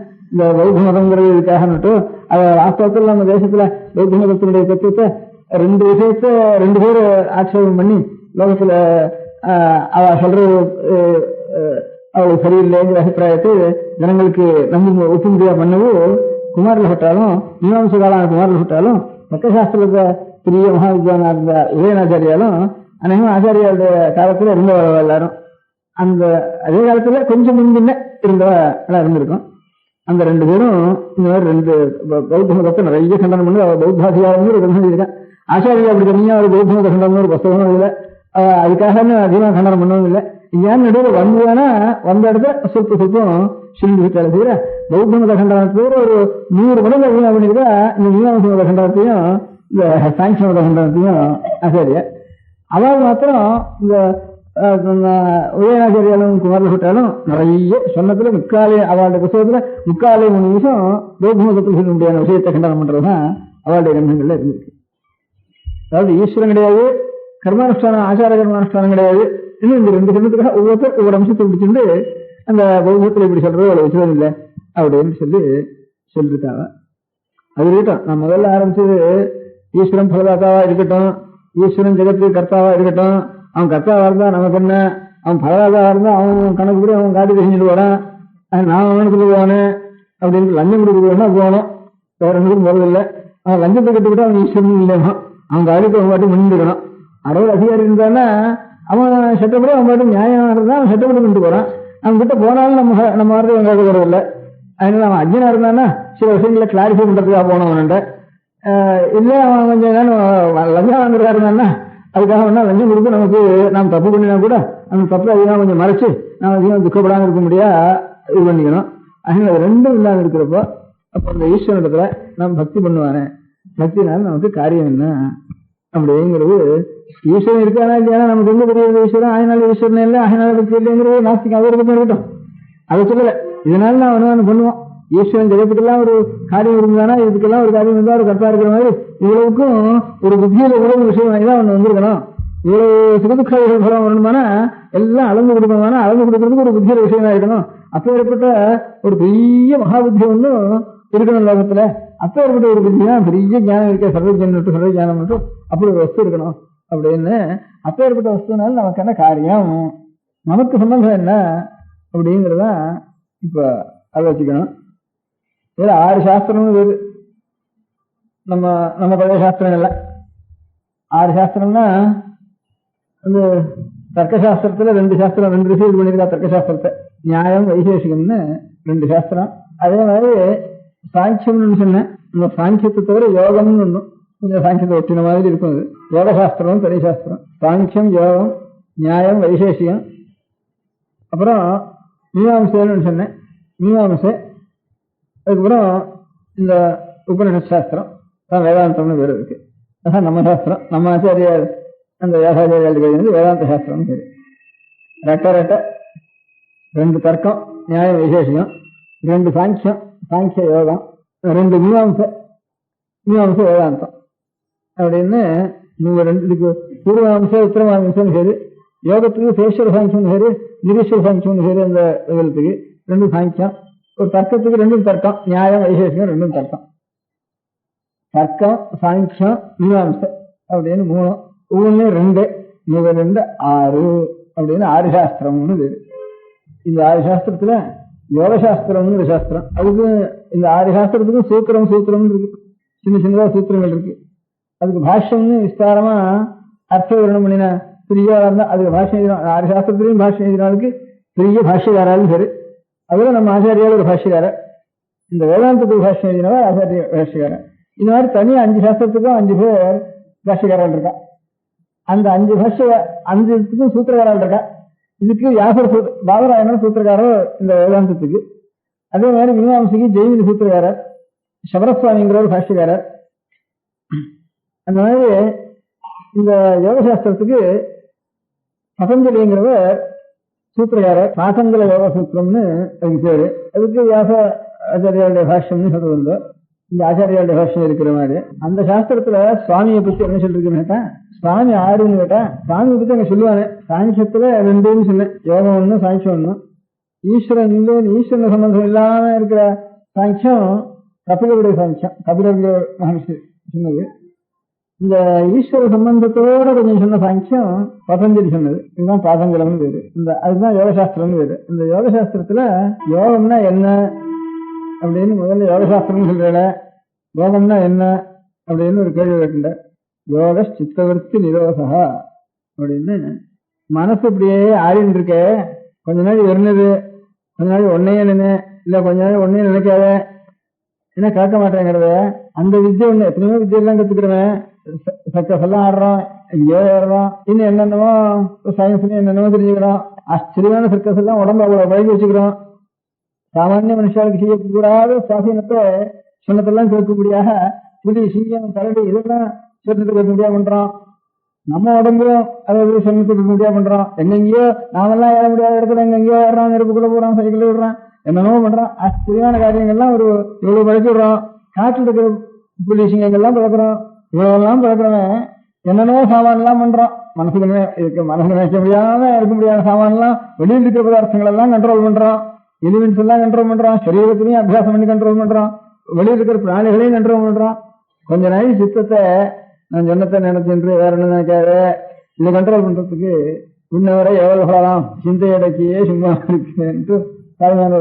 அது ஒரு செகண்ட் அதை நினைக்கிறதுக்கு முடியலையப்பா. அதுக்கு ஒரு சாஸ்திரம் வேணும். இத்தனைக்கெல்லாம் சாஸ்திரம் இருக்கு, இத்தனைக்கெல்லாம் ஒரு என்ன நோய் இருக்கு, புஸ்தகங்கள்லாம் நிறைய போட்டிருக்கோம், வித்தியாசம் பண்றோம். இன்னொரு இது ஒண்ணு பாக்கி இருக்கு. யோக சித்த விருத்தி நிரோத. சித்தம் அப்படி இப்படியே அங்கங்க பொங்குறத அதை கொஞ்சம் நிறுத்தணும் அப்படின்னு. சரி, அது எப்படி என்னட்டு அடுத்த சூத்திரம் தானே யோக சித்த விருத்தி நிரோதான்னு சூத்திரம். இதெல்லாம் 6 சாஸ்திரம் சூத்திரம் இருக்குன்னு சொன்னேன், சின்ன வாக்கியம் இருக்குன்னு சொன்னேன் இல்லையா. அந்த சித்தவிருத்தி எப்படி நிற்கும்? நான் ஈஸ்வரனை நினைக்கிறதுக்கு ஆரம்பி. அதனால இவ சித்தவிருத்தி நிக்கிறதுக்கு ஈஸ்வரனை நினைக்கிறதுக்கு ஆரம்பி. ஈஸ்வர பிரணிதானாத்வா. அப்புறம் இன்னும் 2 மணி சொன்னார். வீதராக விஷயம் வா சித்தம் யசாசமத தியானாத்வா பிரச்சர்தனாரணாபியாம் வா பிராணஸ்ய. கடைசி பட்சத்துல ஈஸ்வரன். இன்னும் 2 மணி சொன்னேன். அதுக்கு அடுத்தபடி முதல்ல சொன்னது ஈஸ்வர பிரணிதானத்தினால சித்தவருத்தி நிற்கும் அப்படின்னு முதல்ல சொன்னேன். அவருக்கு ஈஸ்வர பிரதானம் பண்ண முடியலன்னா ஈஸ்வரனுக்கு துல்லியாளா இருக்கிறவா பிரத்யட்சமா பார்க்கிறவாள் அப்பேற்பட்டவாளை தியானம் பண்ணிக்கோ. ஈதராக அசையே இல்லாதவாளை. அதுவும் உனக்கு கிடைக்கலன்னா ஏதாவது ஒண்ணு நினைச்சு அப்படியே நினைச்சு மெஸ்மரிசம் மாதிரி அப்படியே ஒண்ணு நினைச்சு நினைச்சு நினைச்சு நினைச்சு அதே சித்தவருத்தியை பண்ணி ஒரு மெஸ்மரிசம் மாதிரி பண்ணிக்கோ. அதுவும் சரியா சில சித்தத்துக்கு தான் அது வரும். மெஸ்மரிசங்கிறதும் எல்லாருக்கும் நல்லா வராது. இல்லைன்னா ஒரு குருவிடத்துல இருந்து பிராணனை சுவாசீனப்படுத்தி பிராணம் நின்றுதானே சித்தம் நிற்கும். திருஷ்டாந்தம் சித்தம் நின்றுதானே பிராணம் நிற்கிறது. சித்தம் ஒரு பெரிய துக்கத்திலேயோ ஆனந்தத்திலேயோ வந்துட்டு சித்தம்னு பெருமிச்சு விடும். அப்ப சித்தம் கொஞ்சம் ஒரு இடத்துல லயிச்சு போயிட்டு தானே உடனே பிராணமும் கொஞ்ச நேரம் நிற்கிறது. கொஞ்ச நேரம் நின்றுட்டு தானே பிராணம் அதுக்கப்புறம் தான் பெருமிச்சா வர்றது. அதுவும் சேர்த்துனா கொஞ்ச நேரம் மூக்க பிடிச்சிட்டு அப்புறம் பெருமிச்சா வர மாதிரி கொஞ்ச நேரம் பிராணம் தானா நிற்கிறது. சித்தம் நின்றுதானே சித்தம் ஒரு இடத்துல துக்கத்திலேயோ ஆனந்தத்திலேயோ ரொம்ப திருஷ்ட சட்டிலேயே போயிட்டு தானே அப்ப சுவாசம் நிற்கிறது. சுவாசத்தின் சித்தத்துக்கு ஒரு சம்பந்தம் இருக்கு. அதனால கடைசியில பிராணாயாமத்தினால மூணாவது பட்சமா கொஞ்சம் முதல் காரியம் ஈஸ்வர சக்தினாலதான் சித்த ஈஸ்வர தியானத்தினாலதான் சித்தவருத்தி நிற்கும் அப்படின்ட்டு சொன்னார்.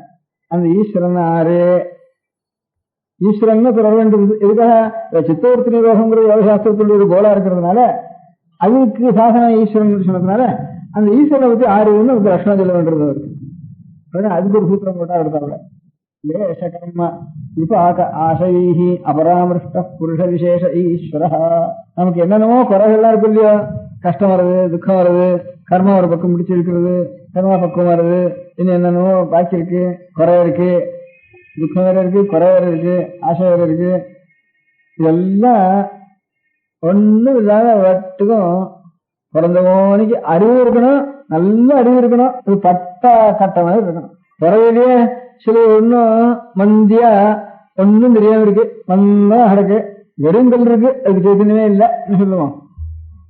அறிவே இல்லாத கல் இருக்கு, அதுக்கு மோட்சமும் இல்லை, பந்தமும் இல்லை அதுக்கு. ஆனாலும் சில பேர் புறவையிலேயே ஒன்னும் தெரியாம என்ன சொன்னாலும் கேட்க தெரியாம சொன்னாலும் தெரியல, பார்த்தாலும் தெரியல, எனக்கு வேண்டும்னு தெரியல, ஆபாசம் நல்லது ஒன்றும் தெரியல, அப்படி சில குழந்தைகள் பிறந்துருது. அப்ப அதுவும் மோட்சத்தை அடைஞ்சது மாதிரி தானே ஆகுது. அதுக்கு சித்தவருத்தி ஒன்னும் அசையிலையே, அது ஒரு மோட்சம் தெரிஞ்சுக்கலாமே, அது பிரயோஜனம் இல்லை. அது ஒரு பாபத்தினுடைய பலம் அப்படி வருது. அந்த ஜென்மம் போயிட்டாலும் இன்னும் கொஞ்சம் துக்கம் ஜாஸ்தி வரத்தான் செய்யும் இருக்கு. பின்ன என்னன்னா உலகத்துக்குள்ள எவ்வளவு மகா புத்திமான் இருக்கானோ, திருஷ்யத்தே தக்ரியா புத்தியா சூக்மயா சூக்ம தரிசிவி இப்படின்னு உபனிஷத்து வாக்கியம் இருக்கு. சுரஸ்தாரா நிஷிதா துரத்தியா. அவனுடைய புத்தி எப்படி இருக்கணும்னா, இந்த கத்தி நல்லா சூட்சமா வேலை செய்ய முடியாத கத்தி இருக்கு, அந்த கத்தியினுடைய ஒரு கூறு எவ்வளவு கூறா இருக்கோ அவ்வளவு கூறா இருக்கணும் அவனுடைய புத்தி. அவ்வளவு புத்திமானா இருக்கணும். புத்தி திடமா இருந்து எனக்கு காமம் இல்லை, எனக்கு குரோகம் இல்லை, விஷயமே தெரியல அப்படின்றதுதானா அந்த ஜடம் எப்பவும் சாஸ்வதமா இருக்காது. அதனால அந்த பாபம் நிறுத்தியானோடனே திரும்பி துக்கத்துக்கு தான் வந்து விடுவது ஒரு பாப குணம். அதனால மகா புத்திமானா இருக்கணும். ஆனா பட்ட கட்ட மாதிரி எந்த துக்கம் வந்தாலும் எந்த கஷ்டம் வந்தாலும் அவனுக்கு துக்கமாகவே பண்ணக்கூடாது, கஷ்டமாகவே பண்ணக்கூடாது, ஆனந்தமா இருக்கணும், மகா புத்திமானா இருக்கணும். ஒரு விஷயம் தெரியாததுன்னு இருக்கக்கூடாது. எனக்கு தெரியறது சக்தி இல்லை, அதனால அவன் ஒன்னும் அவனுக்கு கஷ்டம் இல்லை, துக்கம் இல்லை, பைத்தியமா இருக்கான், அதனால துக்கம் இல்லை அப்படின்னு சொல்லிட்டு இருந்து பிரயோஜனம் இல்லை. அது ஒரு பாபகுணம். அந்த பாபகுணம் நிறுத்தியானோடனே திரும்பியும் துக்கம் ஜாஸ்தியாக இருந்துருது. அதனால எப்பவும் ஆனந்தமா இருக்கணும். மகா புத்திசாலி எல்லாம் தெரியணும். அவனுக்கு புத்தியை ஒரு கொஞ்சம் கூட குறைவு இருக்கக்கூடாது. அவ்வளவு இருந்து ஒன்னும் கிளேசமோ கர்மமோ விபாகமோ ஆசையமோ, அதுக்கு கிளேசம் கர்மம் விபாக ஆசையம் இதுக்கெல்லாம் தனித்தனி டெஃபினேஷன் சொல்லியிருக்காரு. கிளேசம் தான் என்ன, கர்மம் என்ன, விபாகம் தான் என்ன, ஆசையம் தான் என்ன, தனித்தனி டெஃபினேஷன் சொல்லியிருக்காரு வேதாந்தத்துல. அப்படி ஈஸ்வரன் இப்ப ஏற்பட்டவன் ஈஸ்வரன். என்ன இப்ப லட்சணம் சொல்லுவானே இந்த புத்தகத்துல ஒரு சூத்திரத்துல கேட்டா, யோகம்னா சித்தவருத்தி நிரோதம்னு சொல்லிட்டார். சித்தவருத்தி நிரோதம் பண்ணணுமானா அதுக்கு காரணம் என்னன்னு சொன்னார். அவருடைய அபிப்பிராயம் ஈஸ்வரத்தினுடைய தியானம்னு சொன்னார். ஈஸ்வரன் ஆறுன்னு சொல்ல வேண்டியிருந்தது. ஈஸ்வரன் ஆறுன்னா இந்த மாதிரி கிரேசகர்ம விபாக ஆசை ஒன்னும் எந்த துக்கம் வந்தாலும் எந்த கஷ்டம் வந்தாலும் எந்த சபலம் வந்தாலும் ஒன்னுனாலையும் கூட அசையாம நிறைய எல்லாம் தெரிஞ்சுட்டு எது இருந்தாலும் அசையாம ஆனந்தமா இருக்கிறவர், கொஞ்சம் கூட சித்தத்துல அசைவு இல்லாம இருக்கிறவர் ஈஸ்வரன்ட்டு அப்படி ஒரு லட்சணம் சொன்னார். சரி இருக்கட்டும். ஆனா அந்த யோகசாஸ்திரத்துல பாக்கி எல்லாம் சாங்கியால் மாதிரி தான், அதுவும் ஒரு சாங்கியம்னு சொன்னாங்க. அது முடி பார்த்தோம்னா ஈஸ்வரன் ஜெகத்கர்த்தா இல்ல, அளவா தாவா அதுவும் நமக்கு சந்தேகம். அவர் பலதாதாவா இருந்தா என்ன, அவர் கர்த்தாவா இருந்தா என்ன, நமக்கு என்ன காரியம் வரதாகணும், ஒரு காரியம் தான் வரதாகணும். என்ன காரியம்? எவரை நினைச்சா யாரை நினைக்கிறோமோ நாம் அவாளாயிடுறோம். கொஞ்சம் கூட சித்தத்தை சலனம் இல்லாமல் ஒரே நிவாதஸ்த தீபவத்துன்னு வேறு. நிவாதஸ்தன்னா இந்த விளக்கு ஏற்றி விட்டுட்டோம்னா, இந்த ஏற்றின விளக்கு காற்று அடிச்சு அடிச்சு அடிச்சு காத்தடிக்கிறப்பெல்லாம் காத்து இருந்தாலும் சரி இல்லாமல் அது பாட்டுக்கும் கொஞ்சம் கொஞ்சமா ஆடிண்டே தான் இருக்கும். அது ரொம்ப உள்ள வச்சு காத்தே இல்லாம கொஞ்சம் கூட அசைவு இல்லாம நாலு கதையும் சாத்திட்டு அந்த இடத்துலையும் கொஞ்சம் ஒரு சூட்சமான ஒரு சலனம் கூட வாயுக்கு இல்லாமல் இருக்க முடியாத இடத்துல பார்த்தோம்னா ஒரு க்ஷணம் கொஞ்சம் நேரி அப்படியே இந்த விளக்கு நிவாதஸ்த தீபத்துன்னு சொல்றது. வாதம் இல்லாத இடத்துல இருக்கக்கூடியான தீபம் அப்படியோ அப்படின்னு சொல்றது. அந்த மாதிரி எப்பவும் இருக்கக்கூடியவன் இருக்கான எவனுடைய சித்தம் இருக்குமோ அப்படி ஒருத்தனுடைய சித்தம் இருந்ததானா அவனை நம்ம நினைச்சவானா, ஈஸ்வரனுக்கு ஒரு சித்தம் இருக்குன்னு வச்சுக்குவோம், அவனை நம்ம நினைச்சவானா நாமும் அவனாக ஆயிடலாம். நாம் ஒருத்தனை ஏதாவது ஒண்ணு பண்ணிதானே நம்ம இப்ப இருக்கிற இந்த மனசு நம்ம சொன்னபடி கேட்க மாட்டேங்கிறத, சொன்னபடி கேட்க மாட்டேங்கிறது, சொன்னபடி கேட்கறதுக்கு, சித்தவர்த்தி நிரோதம் பண்றதுக்கு, யோகத்தை சாதனைப்படுகிறதுக்கு படுத்திக்கிறதுக்கு என்ன பண்றதுன்னா, எவனாலும் எப்பவும் அசையாமல் கொஞ்சம் கூட எல்லாத்தையும் அறிஞ்சுண்டு ஆனாலும் பட்டக்கட்டையை போல ஒருத்தன் இருந்தான்னா அவனை பிடிச்சுண்டு நாம் கரையிடலாம். அப்படி ஒருத்தவங்க கூட இருந்துட்டாங்க, எல்லாரும் நம்மகிட்ட இருந்துட்டாங்க. அதான் அவளோட அபிப்பிராயம். சாயங்காலம் சாமின்னு கிடையாது, எல்லாம் நம்ம மாட்டம் ஜீவாடுதான். மீனாம்ச கர்மாவில் சொல்றதும் சரி, சாங்கியாலி சொல்றதும் சரி, ஜீவன்கள் நிறைய இருக்கா, எல்லாரும் நம்ம மாட்டம் இருக்கா அப்படின்ற எல்லாரும் நம்ம மாட்டம் இருந்துட்டாள்னா நாம் எவனை பிடிச்சிருந்து கரையிடுறது?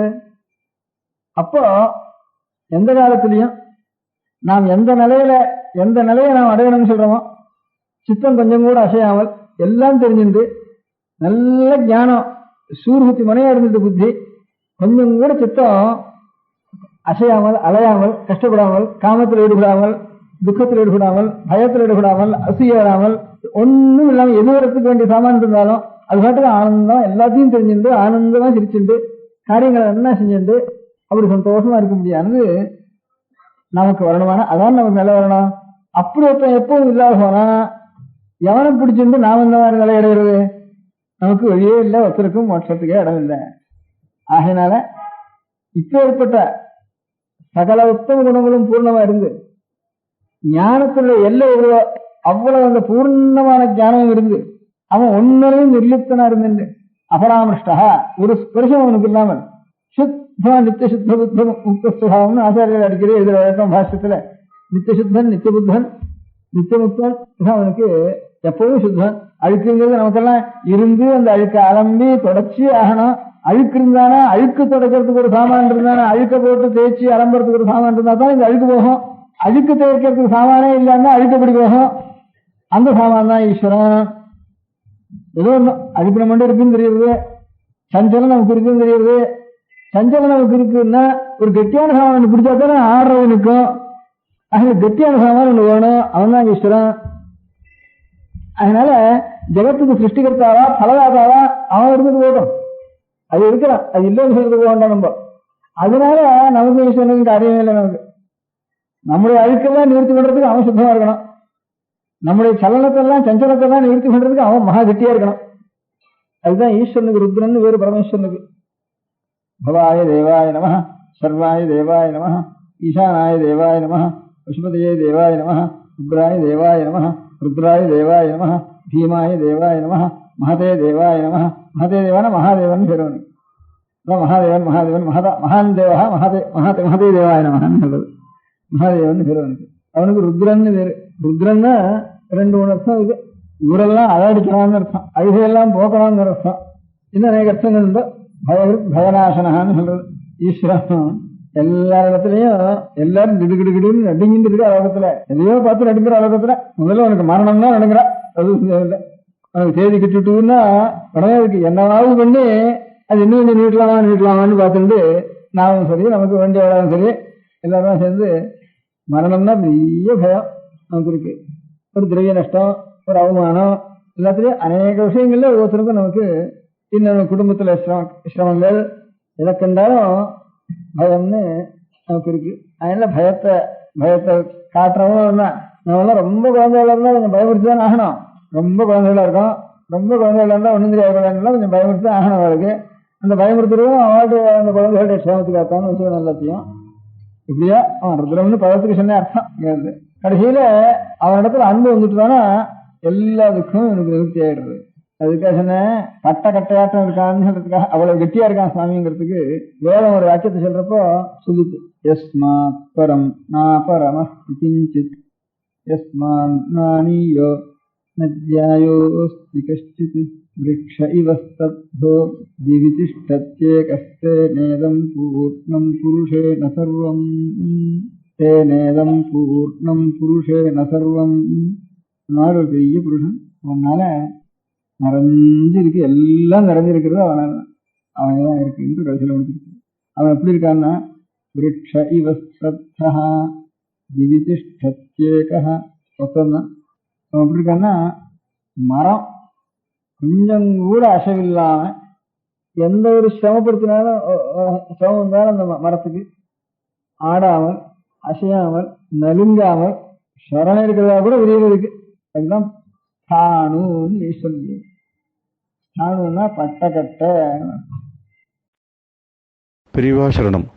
அடுத்த நிகழ்ச்சி நித்திய குரு பாதுகா பூஜை. शुक्लां भरदरं विष्णुं शशिवर्णं चतुर्भुजं प्रसन्नवदनं ध्यायेत् सर्वविघ्नोपशान्तये. ममोपात्त समस्त दुरितक्षयद्वारा श्री परमेश्वर प्रीत्यर्थं गुरुप्रसाद सिद्ध्यर्थं गुरुप्रीत्यर्थं गुरुपादपूजाम् अद्य करिष्ये. गुरुर्ब्रह्मा गुरुर्विष्णुर्गुरुर्देवो महेश्वरः गुरुः साक्षात् परब्रह्म तस्मै श्रीगुरवे नमः. अपारकरुणासिन्धुं ज्ञानदं शान्तरूपिणं श्रीचन्द्रशेखरगुरुं प्रणमामि मुदान्वहम्. सदाशिवसमारम्भां शङ्कराचार्यमध्यमाम् अस्मदाचार्यपर्यन्तां वन्दे गुरुपरम्पराम्. எல்லோரும் குருவை பெரிவாளை தியானம் பண்ணிண்டு அர்ச்சனை பண்ணுவோம்.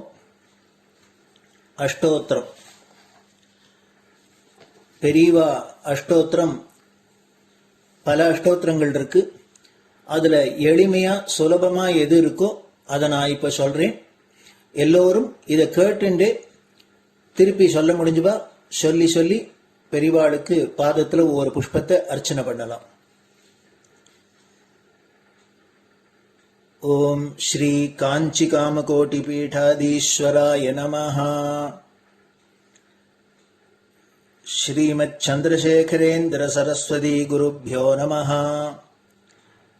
சந்நியாசாஸ்ரமசிகராய நமஹ. காஷாய தண்டதாரிணே நமஹ. சர்வபீடாபஹாரிணே நமஹ. சுவாமிநாத குரவே நமஹ. கருணாசாகராய நமஹ. ஜகதாகர்ஷண சக்திமதே நமஹ. சர்வச்சராச்சர ஹிருதயஸ்தாய நமஹ. ஓம் பக்த பரிபாலக ஸ்ரேஷ்டாய நமஹ. தர்ம பரிபாலகாய நமஹ. ஸ்ரீ ஜெயேந்திர சரஸ்வத்யாச்சார்யாய நமஹ. ஸ்ரீ விஜயேந்திர சரஸ்வதி பூஜிதாய நமஹ. शिवशक्ति स्वरूपाय नमः. भक्ताभीष्ट प्रदायकाय नमः. ब्रह्मण्य पोषकाय नमः. ब्रह्म विष्णु शिवैक्य स्वरूपाय नमः. कांची क्षेत्रवासाय नमः. कैलाश शिखरवासाय नमः. स्वधर्म परिपोषकाय नमः. चातुर्वर्ण संरक्षकाय नमः.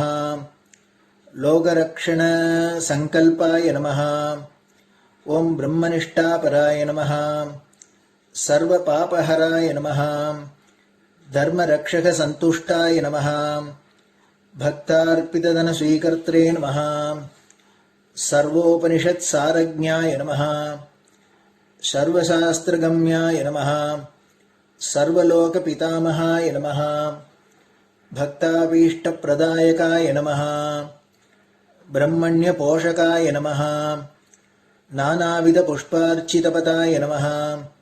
रुद्राक्षक्रीडधारिणे नमः। भस्मोद्धूलितविग्रहाय नमः। सर्वज्ञाय नमः।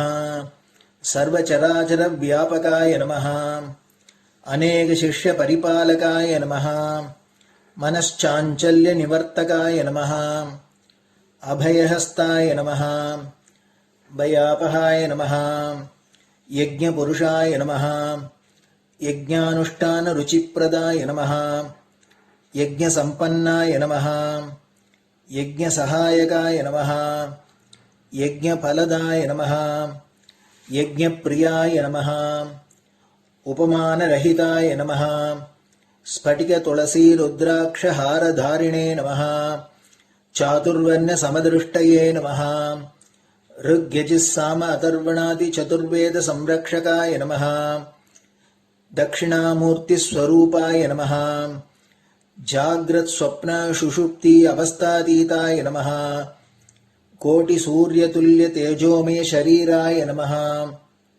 साधुसङ्गसंरक्षकाय नमः। अश्वगजगोपूजानिर्वर्तकाय नमः। गुरुपादुकपूजातुरन्तराय नमः। कनकाभिषिक्ताय नमः। स्वर्णबिल्वदलपूजिताय नमः। सर्वजीवमोक्षदाय नमः। मूकवाक्ताननिपुणाय नमः। नेत्रदीक्षादानाय नमः। द्वादशलिङ्गस्थापकाय नमः। गानरसप्रियाय नमः। ब्रह्मज्ञानोपदेशकाय नमः। सकलकलासिद्धिताय नमः। चातुर्वर्ण्यपूजिताय नमः। अनेकभाषासम्भाषणकोविताय नमः। अष्टसिद्धिप्रदायकाय नमः। ॐ श्री शारदामठसुस्थिताय नमः। नित्यान्नदानसुप्रीताय नमः। प्रार्थनामात्रसुलभाय नमः। पादयात्राप्रियाय नमः। नानाविधमतपण्डिताय नमः। श्रुतिस्मृतिपुराणज्ञाय नमः। देवयक्षकिन्नरकिंपुरुषपूज्याय नमः। श्रवणानन्दकरकीर्तये नमः।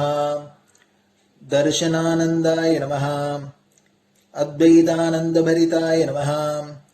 अव्याजकरुणामूर्तये नमः। शैव वैष्णवादिमान्याय नमः। श्रीशङ्कराचार्याय नमः। दण्डकमण्डलोहस्ताय नमः। वीणामृदङ्गसकलवाद्यनाथस्वरूपाय नमः। रामकथारसिकाय नमः। वेदवेदाङ्ग आगमादिसकलकलासतस्प्रवर्तकाय नमः। हृदयगुहाशयाय नमः। शतरुद्रीयवर्णितस्वरूपाय नमः। केदारेश्वरनाथाय नमः। अविद्यानाशकाय नमः। निष्कामकर्मोपदेशकाय नमः। लघुभक्तिमार्गोपदेशकाय नमः। लिङ्गस्वरूपाय नमः। सालग्रामसूक्ष्मस्वरूपाय नमः। कालड्यां शङ्करकीर्तिस्तम्भनिर्माणकर्त्रे नमः। जितेन्द्रियाय नमः। शरणागतवत्सलाय नमः। श्रीशैलशिखरवासाय नमः। डमरुकनादविनोदाय नमः। वृषभारूढाय नमः। दुर्मदनाशकाय नमः। आभिचारिकदोषहर्त्रे नमः। मिताहाराय नमः। मृत्युविमोचकशक्त्याय नमः। श्रीचक्रार्चनतत्पराय नमः। दासानुग्रहकारकाय नमः। अनुराधानक्षत्रजाताय नमः। सर्वलोकख्यातशीलाय नमः।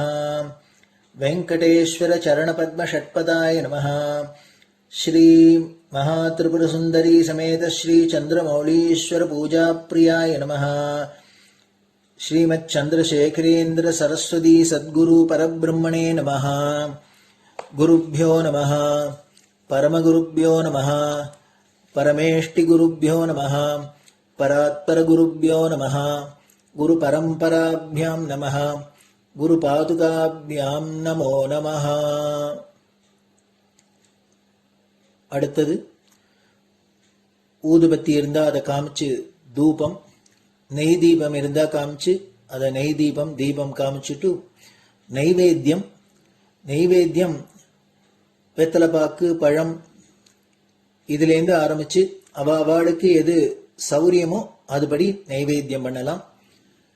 அதுக்கு அடுத்தது கற்பூர ஹாரத்தி பண்ணி எல்லோரும் பிரதட்சிண நமஸ்காரம் பண்ணி பெரியவாள்கிட்ட பிரார்த்தனை பண்ணிட்டு எல்லோரும் க்ஷேமமா இருக்கணும், லோகம் பரம மங்களமா சௌக்கியமா இருக்கணும், எல்லோரும் வியாதி வெக்க இல்லாத ஆயுராரோக்கிய ஐஸ்வர்யத்தோட சாந்தம் அமைதியோட ஞான வைராக்கியத்தோட எல்லோரும் நல்லவர்களாயிருந்து நன்மையை அடையணும்னு பிரார்த்தனை பண்ணி இந்த பூஜையை தினம் செய்யலாம்.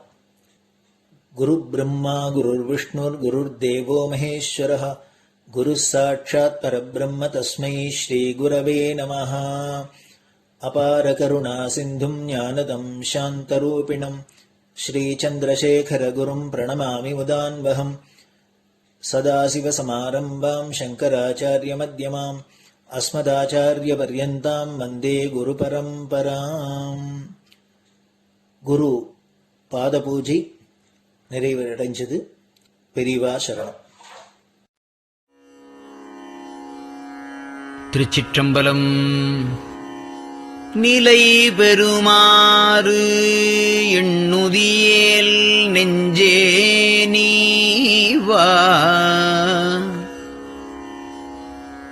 நித்தலும் எம்பிரானுடைய கோயில் புக்கு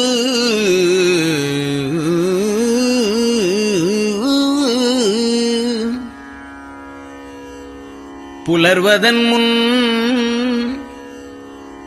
அலகிட்டு மெழுக்குமிட்டு பூமாலை புனைந்து ஏத்தி புகழ்ந்து பாடி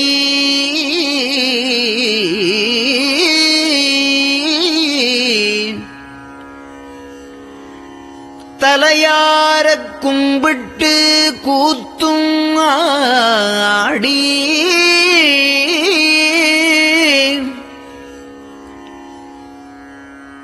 சங்கரா ஜய போற்றி போற்றி என்றும்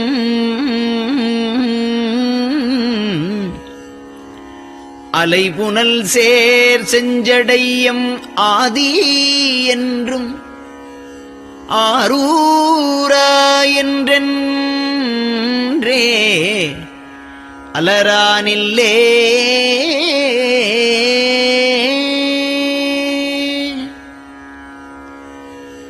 தந்தது உந்தன்னை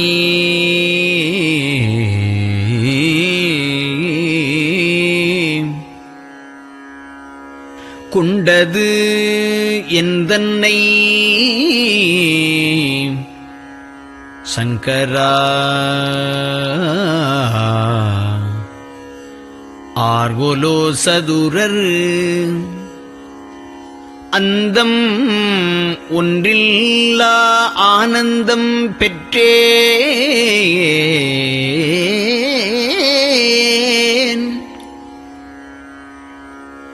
யாது நீ பெற்றது ஒன்று என்பால் சிந்தையே கோயில் கொண்டயம் பெருமான் திருப்பெரும் துறையுரை சிவனே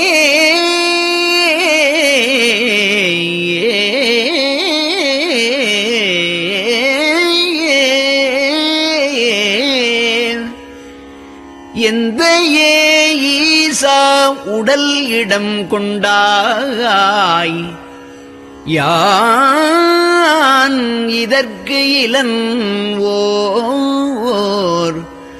கைமாறே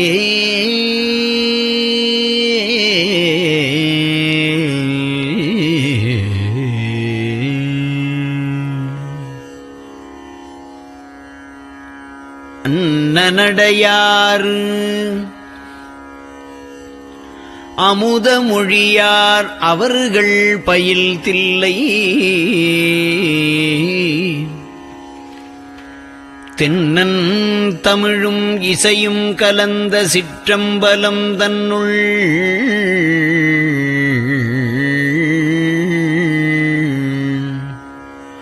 பொன்னும் மணியும் நிறந்த தலத்து புலித்தோல் பியர்க்கிட்டு மின்னின் இடையாள் உமையாள்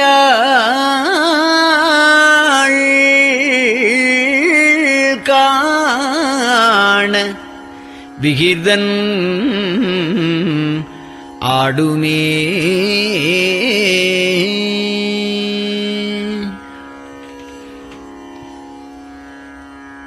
நெட்டையிலா உடல் நீத்து என்னை ஆண்ட நிகரிலா வண்ணங்களும்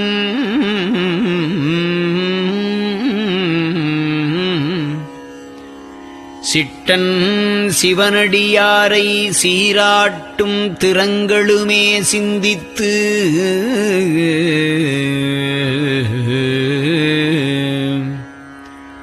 அட்டமூர்த்திக்கு என் அகம் நெகவூரும் அமிழ்தனுக்கு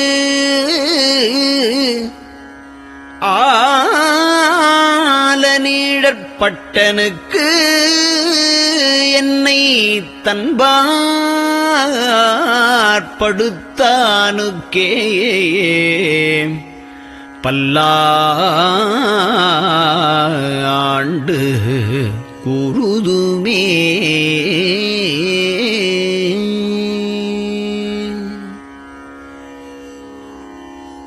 நெஞ்சம் ஈசனைக் காண்பதே விரும்பி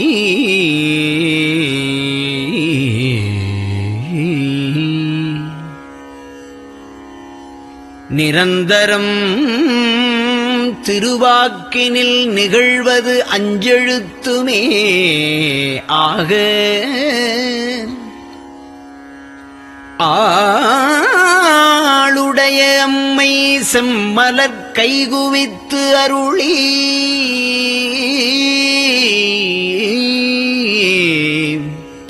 தஞ்சமாகி அரும் தவம் புரிய தரிப்பரே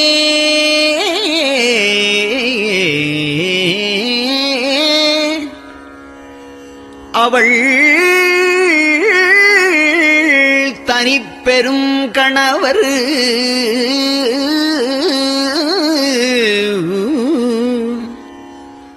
வஞ்சம் நீக்கிய மாவின் மூலத்து வந்து தோன்றினார் மலைமகள் காண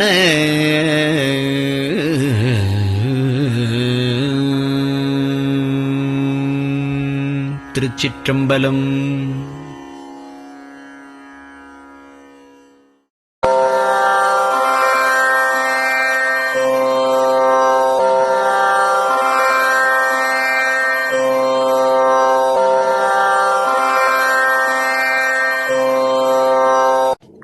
பெரிவா சரணம். பெரிவா வானொலியின் காலை நிகழ்ச்சிகள் இத்துடன் நிறைவடைகின்றன. எமது அடுத்த ஒளிபரப்பு இன்று மாலை இந்திய நேரப்படி 6 மணிக்கு துவங்கும். பெரிவா சரணம்.